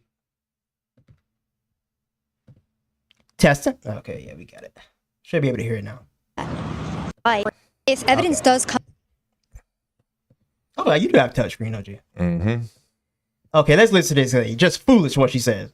If evidence does come out that Karmelo was not in fact fighting for his life when he stabbed and killed Austin Metcalf, do you think that the black community will accept that?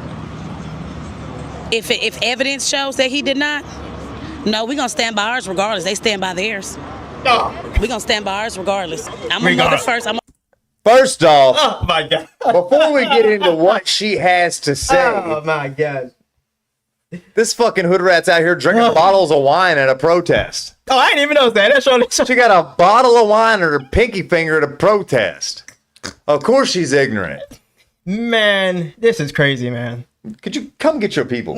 Come get your people, dog. Man, I don't know what they be talking about, man. I mean, how do you support somebody even if they found guilty of murder of a innocent child like that? That's crazy. Kid, man. Yeah, kid. Has such a bright future for herself. I can't believe this is real.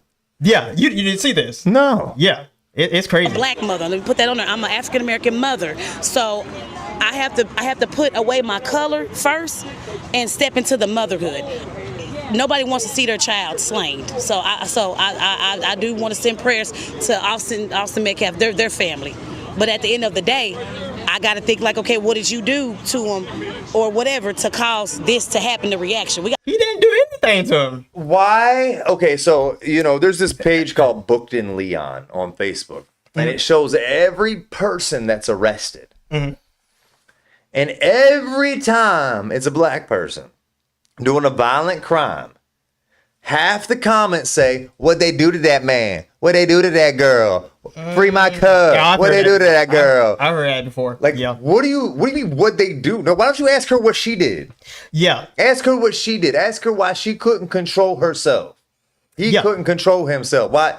Like, what did you do to who cares what they did to him? Yeah, we see this with I don't know if you know that other case that happened, the Rick Chow case with the Asian man. Mm. You didn't see that case? No. Yeah, it's a case involving an Asian man named Rick Chow. He owned a gas station. I forget where he owned the gas station though, but he owned a gas station and a black kid came in, and it seems like he was stealing water out of the refrigerator that they have. But he ended up putting the water back. But it seemed like he only put the water back because Rick Chow's wife was actually watching him and questioning him. So it seems like that's the only reason why he put the water back. And he also came into the store with a handgun in his jacket.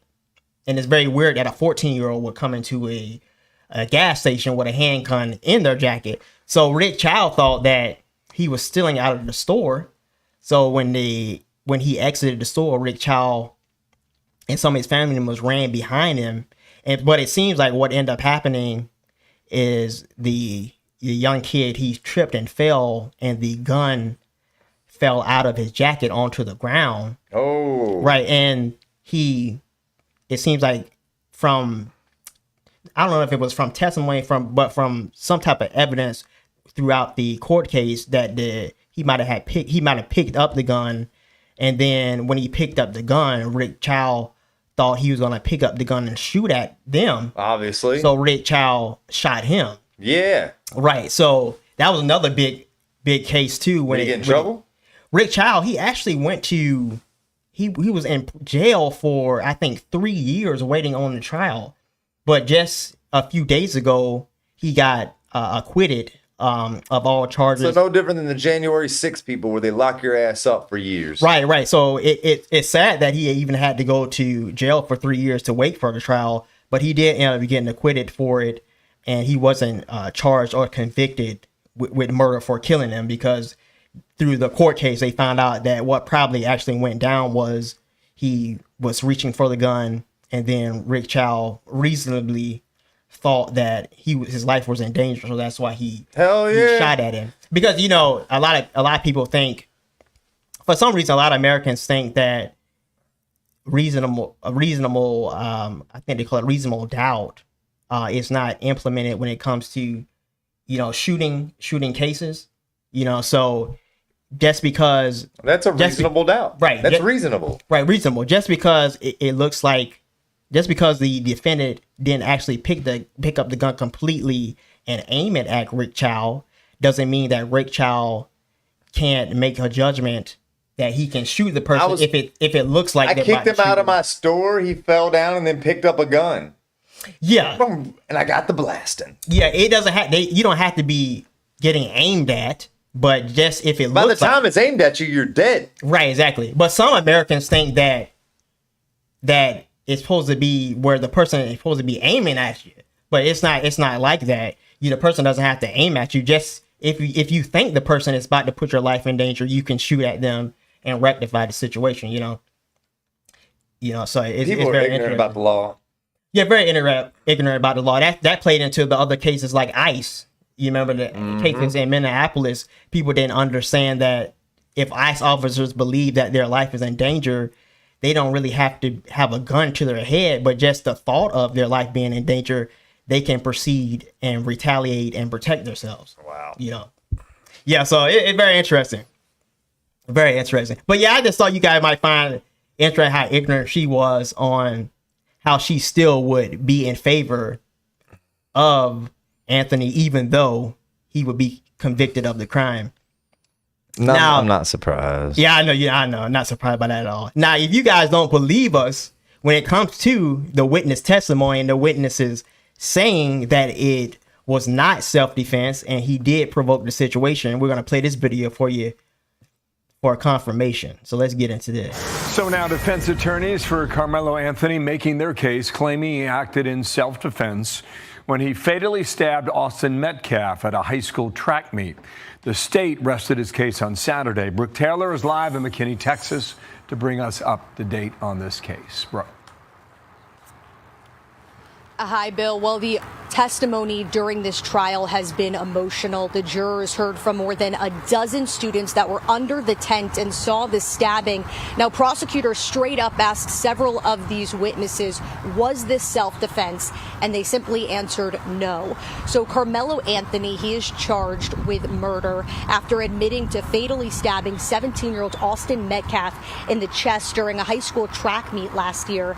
Investigators say the confrontation started after Anthony was sitting under another school's team tent. Witnesses testified that Metcalf repeatedly asked him to leave. Jurors were shown grainy surveillance footage showing the physical confrontation lasted just seconds. Now, an 18-year-old witness who knew both Anthony and Metcalf took the stand. He testified, quote, Karmelo said, "You will have to move me." Austin put his hand on his back. I saw Karmelo's hand go in the backpack. We're at a track meet. I wouldn't expect anything to be in there, Karmelo said. Touch me. You'll have to move me and find out, trying to provoke him. Then what happens? The prosecutor asks. The witness says Austin put his hand on him and falls back. How was Austin trying to move him? The witness says it was him trying to move him off his seat, a soft shove. A 16-year-old witness then testified that, quote, Anthony repeated, F y'all, I'm not going to leave. He said Anthony also threatened, touch me and see what happens, while Metcalf told him, I'm not going to fight you. Bruh, and then I hate to say it like this, but this is exactly what a young black man would be saying. Oh, yeah, I grew up. I've heard this exact scenario at the bar, at the club. Yeah. 1,000 times. This is 100% exactly what it would sound like. Yeah, if you grew up around a lot of black people, they talk just like that. That's exactly what they say. What you gonna do? Well, you move me, motherfucker. You know what I mean? They talk exactly like that.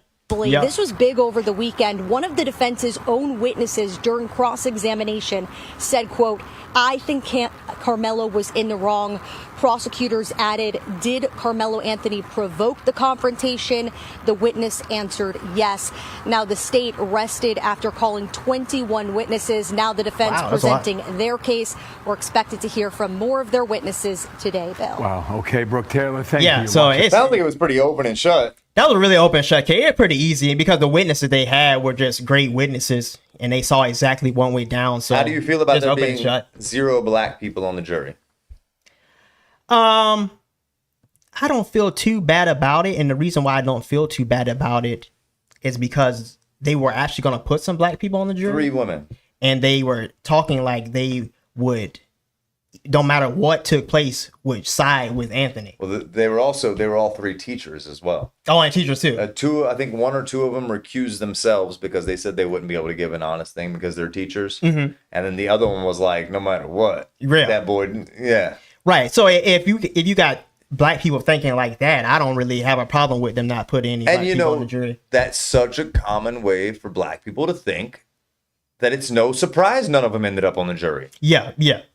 Like you weren't even smart enough to just keep your fucking mouth shut and trick them into getting on the jury. Right, right. You so crazy and that you actually voiced it. Yeah, that you voiced it in your jury selection. What? Well, I'm glad it did. Thank goodness. Thank goodness. So justice could be served. Yeah, but again, black people can't cry racist because even though it wasn't black people on the jury, there were black witnesses, you know. Tons of them. Right. So that puts in. It was a track meet. It was almost all black witnesses. Oh, yeah. Definitely. So, I mean, even if you got black witnesses siding with Metcalf and his family, I mean, you can't really talk racism at all with it anyway. So, definitely. Yeah, I'm not mad at all by black people not being chosen. That was the only thing I was wondering how you felt about that. But, I mean, like you said, if they either recused themselves or they verbally made themselves ineligible. Right. So, I mean, if you do that, then we just won't have any black people on the jury. I mean, you have to have people on the jury who are going to be fair. Yeah. Doesn't matter. The skin color is not part of jury selection. Yeah, 'cause that's what happened with the George Floyd case because there was actually a black activist on the jury with the George Floyd case. Really? Yeah. I did not know that. Yeah, so that's what happened with that as well. So I think they did a good job selecting that jury and making sure there wasn't anybody that could be a part of that jury that would taint the case and the final decision of that case. That makes sense. Mm-hmm. Yeah. What a week. Yeah, I know, like crazy, right? What a week. We've been begging for some news. Boy, if we didn't get it. Yeah, we got a lot this week. I think we can wrap it up with the Nick Shirley though. Yeah, let's pop in and get because apparently somebody's had threatened to kill him in New York. Yeah, I watched them escort him out. He had to have like 4 police escort him out of the mob. Oh wow. Yeah, it was pretty wild. Jeez, that's crazy. So let's see what's going on with this because I haven't actually checked this video out at all. Fact, I have to make this video. However, I do believe that is important to make to show you guys how truly radical, how violent, and how extreme people have become in today's society to the point where they're openly making death threats on the streets of New York City. I was in New York working on a new video. However, I had a day off, so I was going up towards Central Park to meet up with a buddy to go work out. I had just gone off the subway around 57th Street, and as soon as I get off the subway, I look up and this man is walking his dog, and he looks at me and he says, "Nick Shirley, F you." And I said, "Hey, come back, let me talk to you." And he continues to yell and scream and storm off. I eventually pull my camera, and this is the initial reaction I had with this man. Tell your bodyguard to step down. Come up there. You. Why? You find you the best, man. We love you, man. That's right. You too. You too. Now keep walking, you little poodle. The man goes completely unhinged. He starts yelling, screaming, cussing, and then he even says, "I will effing find you." However, at the same time, you have somebody next to him saying, "He's the best, we love you, man." But this guy continues to keep screaming and yelling, and he makes his way all the way to the other side. And after that, We continued walking for a sec, and then I told my security guard, I said, no, I'm going back. I'm going back, because the man had just barely yelled, hey, you're going to get kirked next, from the other side of the street. And once he said that, I said, nope, we're going back. We're confronting this man. My security guard says, no, Nick, just let it go. I said, no, people need to understand how truly radical and how violent these people have become. So I then go and confront this man. I said, hey, why don't you like me? This kid got big balls. This is what happened. Yeah, I know, right? That's a tiny little white boy with the biggest balls. There's no people who talk about Muslims being awful people. Have I ever said Muslims? Yes, you have. How? Yes, you have. I've seen your videos. I've seen your videos. The way you framed it is bullshit. Hey, you too. Thank you. How did I frame it? That was bullshit. There's a bunch of racists over here. Bunch of racists over here. You. He gets extremely upset and starts yelling and cursing at anyone that comes around me. And then he can't even give a single example about why he thinks I'm Islamophobic or racist. They say silence. Be quiet. Yeah, that's what they want. That's what they want. Obey. What do you want to talk about? What do you want to say? That's what they want. What do you want to say? I'm listening. Okay, how am I racist or Islamophobic? Dude, what do I got to pull up 90 clips of you? Me saving taxpayer dollars? Saving taxpayer dollars. You know what, man? And get out of New York, man. No, you should come. Stay in Florida. Where are you from? Where do you live? America? He doesn't even know. Stay in Florida. You too. Seriously, from Florida. You. No. You're lucky. You know, it's really smart. You have a bodyguard. It's really smart. Yeah, you're right. Because there are crazy people like me that don't like racists. That would do something about it. That would do something about it. Oh my God, dude. You want to pull up 90 clips of you? Pull up one clip. One clip. Pull up one. Hey, Nick Shirley's like this homophobic racist over here. Oh, I'm gonna save you money. I try to give him multiple opportunities to say why he thinks I'm Islamophobic or racist, and he cannot even give one example. Instead, he just starts to continue to scream out in public that Nick Shirley is an Islamophobic or racist. Wait till you see how this man treats his dog. Uses, or not even the left, just these radicalized individuals, where they yell it and say it loud enough to the point where they actually believe it, and they make the other people around them believe it as well. I gotta save you money. You don't have to save us money. You don't have to save us any money. All I ever showed is where our money's going. Yo, you. Well, the fraud not real? The fraud's not real. Not the way you framed it. Not the way you framed it. Sure is all people they arrested last Sure week. isn't. Dude, you live in there's gonna be things that fall through the cracks sometimes. It's not the way you frame it. He says some things just fall through a crack and that it's not real because of the way I framed it. Well, it's pretty obvious the fraud was real. They just found $90 million of it. They had the largest autism bust of all time in the United States history. Billions and they of just dollars. charged the lady who actually had received the most amount of money for daycares inside of Minnesota. So the fraud is very... And, you know, coming back to why a lot of people don't want to do what's right. Because of this. This is why, guys. This is backlash. Why. So when we say that people are going to, you know, even politicians are afraid to do what's right. People are afraid to run for politician. The elitists who actually do have good and solid moral and foundation opinions. This is why they don't step forward, because this is what they would deal with every moment of their waking lives. Yeah, every moment of their waking Every moment. Going to the grocery store, they dealing. Going to the bank, they dealing with it. Every second, man. Everywhere.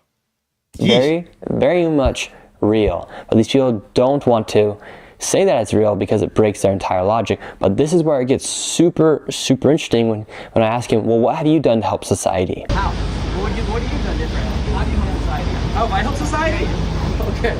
I want you to go into any leftist organization, show me my photo, they'll know who I am. Okay, makes perfect sense. That does make sense. When he says, show my face to any leftist organization, they'll know who I am, it is very telling about who these leftist organizations are supporting. These are radicalized individuals, like this man right here, who is openly making death threats on the streets of New York City. That's who these leftist organizations are supporting. Okay, give me one clip about you being racist, huh? I have a rec league basketball game at 7, walking the dog. Look, the dog hates it, bro. Look, the dog hates it. Yeah, he does. My dog's fine. Yeah. You gotta strangle your dog. Look at the dog. He's afraid of him. Mm-hmm. Wait, you want to say hi? Oh, he beats that dog. Want to say hi to Nick Shirley? Now, The the dog only funny part about wants this to leave interaction with is Nick how much the Shirley. He's like, dog "Let me did go to not white want to man, be with his owner. please." In fact, the dog wanted to be with me. I actually feel very bad for this dog because obviously this dog does not like his owner. And really quickly, I get lots of messages from you guys who want to help support my work and also people who want to expose. Wow. Yeah, that was the part you was talking about? Yeah. That's crazy, man. The dog hated him. The dog didn't even want to be with the owner. Even the dog didn't want to be with him. Wanted to be with Nick Shirley instead. I mean, if you had the choice between the way those two individuals were acting, who would you want to be with? No, yeah, I would rather be with Nick Shirley too. Cool, collected, trying to have a conversation. Actually, hey, okay, man, I understand you believe I'm racist. Can you show me how? Right. Okay, man, if you wouldn't have done it my way, how would you have done it? He's so much, Nick Shirley's no intellect. Yeah. He's not an intellect. Yeah, he's not an intellect, but he's good at exposing stuff. But he was so far intellectually superior to this man. It was. Yeah, definitely. Like, so that just goes to show you, like, how much of an animal that guy is. Yeah, and he was just throwing stuff out there. That guy probably don't even have nothing to do with the Muslims at all. And and you could probably show his face to 1,000 leftist organizations and be like, I don't know, was he on Grindr last week? Like, where do I know him from? Yeah, he just wanted to throw something out there just to attack Nick Shirley. Man, yeah, that's crazy, man. I don't get it. I don't get why the tribalism, man. I'm telling you, I don't get why the left is so violent, though. The left is really violent, though. And they're violent on a micro level towards like individuals and things like that. Towards small groups. But like I said, this tribalism of the right, violent against other nations. Violent. Other nations. Yeah. So I'm just saying, definitely violent against other nations. We've really got to take a step back and look at ourselves and say, you should be asking yourself, am I deciding what I love? Is this what I believe? Is this what Christ has led me to believe? Mm-hmm. Or am I falling into the tribal trap? I see what you're saying. Because I've been there. You've been there. Mm-hmm. We were there together, just swimming in the cesspool. Yeah, true. We really were, man. Yeah, I never thought about it. Yeah, we are violent in a foreign way. We are violent against other countries. Absolutely. Yeah, that's true. So it's like, man, just the tribalism and the one thing that can overcome this all is Christ. Yeah. It's the only way to overcome this hatred that we have for one another and this violence. Yeah, and we need more leaders that think that way. And more prisons and more mental hospitals. And more mental hospitals. And more police and more guns. More police, more guns. Yeah, we just need a big movement of good people. I'm so black-pilled today, dude. You say black-pilled today? This show has destroyed me. This show has destroyed me. But I mean, we still got time to save it. We just have to put it together and save it. But we still got time. It ain't over yet. It ain't over. No, it's not over yet. Nope. No, we can't. Bell ain't singing yet. Yeah, we can't give up, guys. We can't give up. We gotta keep on planning and executing. So let's see. I guess moving forward, guys, we should have our super chat issue fixed next week. Oh yeah, well, at least we know what it is now. Yeah, and you guys can still send chats. Well, even when we don't have super chats, if you guys send chats, 9 times out of 10 we'll still respond. If you post comments, 9 times out of 10 we'll still respond. If your response is nice, it's Elvin. If your response is someone telling you how stupid you are, it's me. So don't hate on him when you see him in public. Don't Nick Shirley his ass. Look for me. I'm the one. But yeah, so our super chat should be up next week again. We should have all that fixed. And let's see. We should also have our merch drop next week or the week after. Oh yeah, you got some nice shirts. So we got a couple shirt options we're going to be bringing you guys. They're really cool, actually. The one is the JFK Didn't Kiss the Wall shirt. Yeah. And then I got another cool George Washington shirt I'm going to be dropping. So that should be coming out next week. And I guess you're going to do an episode this week? I might. I know I do have a pretty busy week, so I'll see. If not, I do clips. Sounds like you guys are stuck with me. It's gonna get crazy. If not, I do like little short clips. Cool. So we have some content coming out through the week, guys. Another show on Tuesday. It'll be Tuesday at about 6:30 again. And just thank you for tuning in. Yeah, man. I hope you guys enjoyed, and I hope you guys have a good night. We'll see you.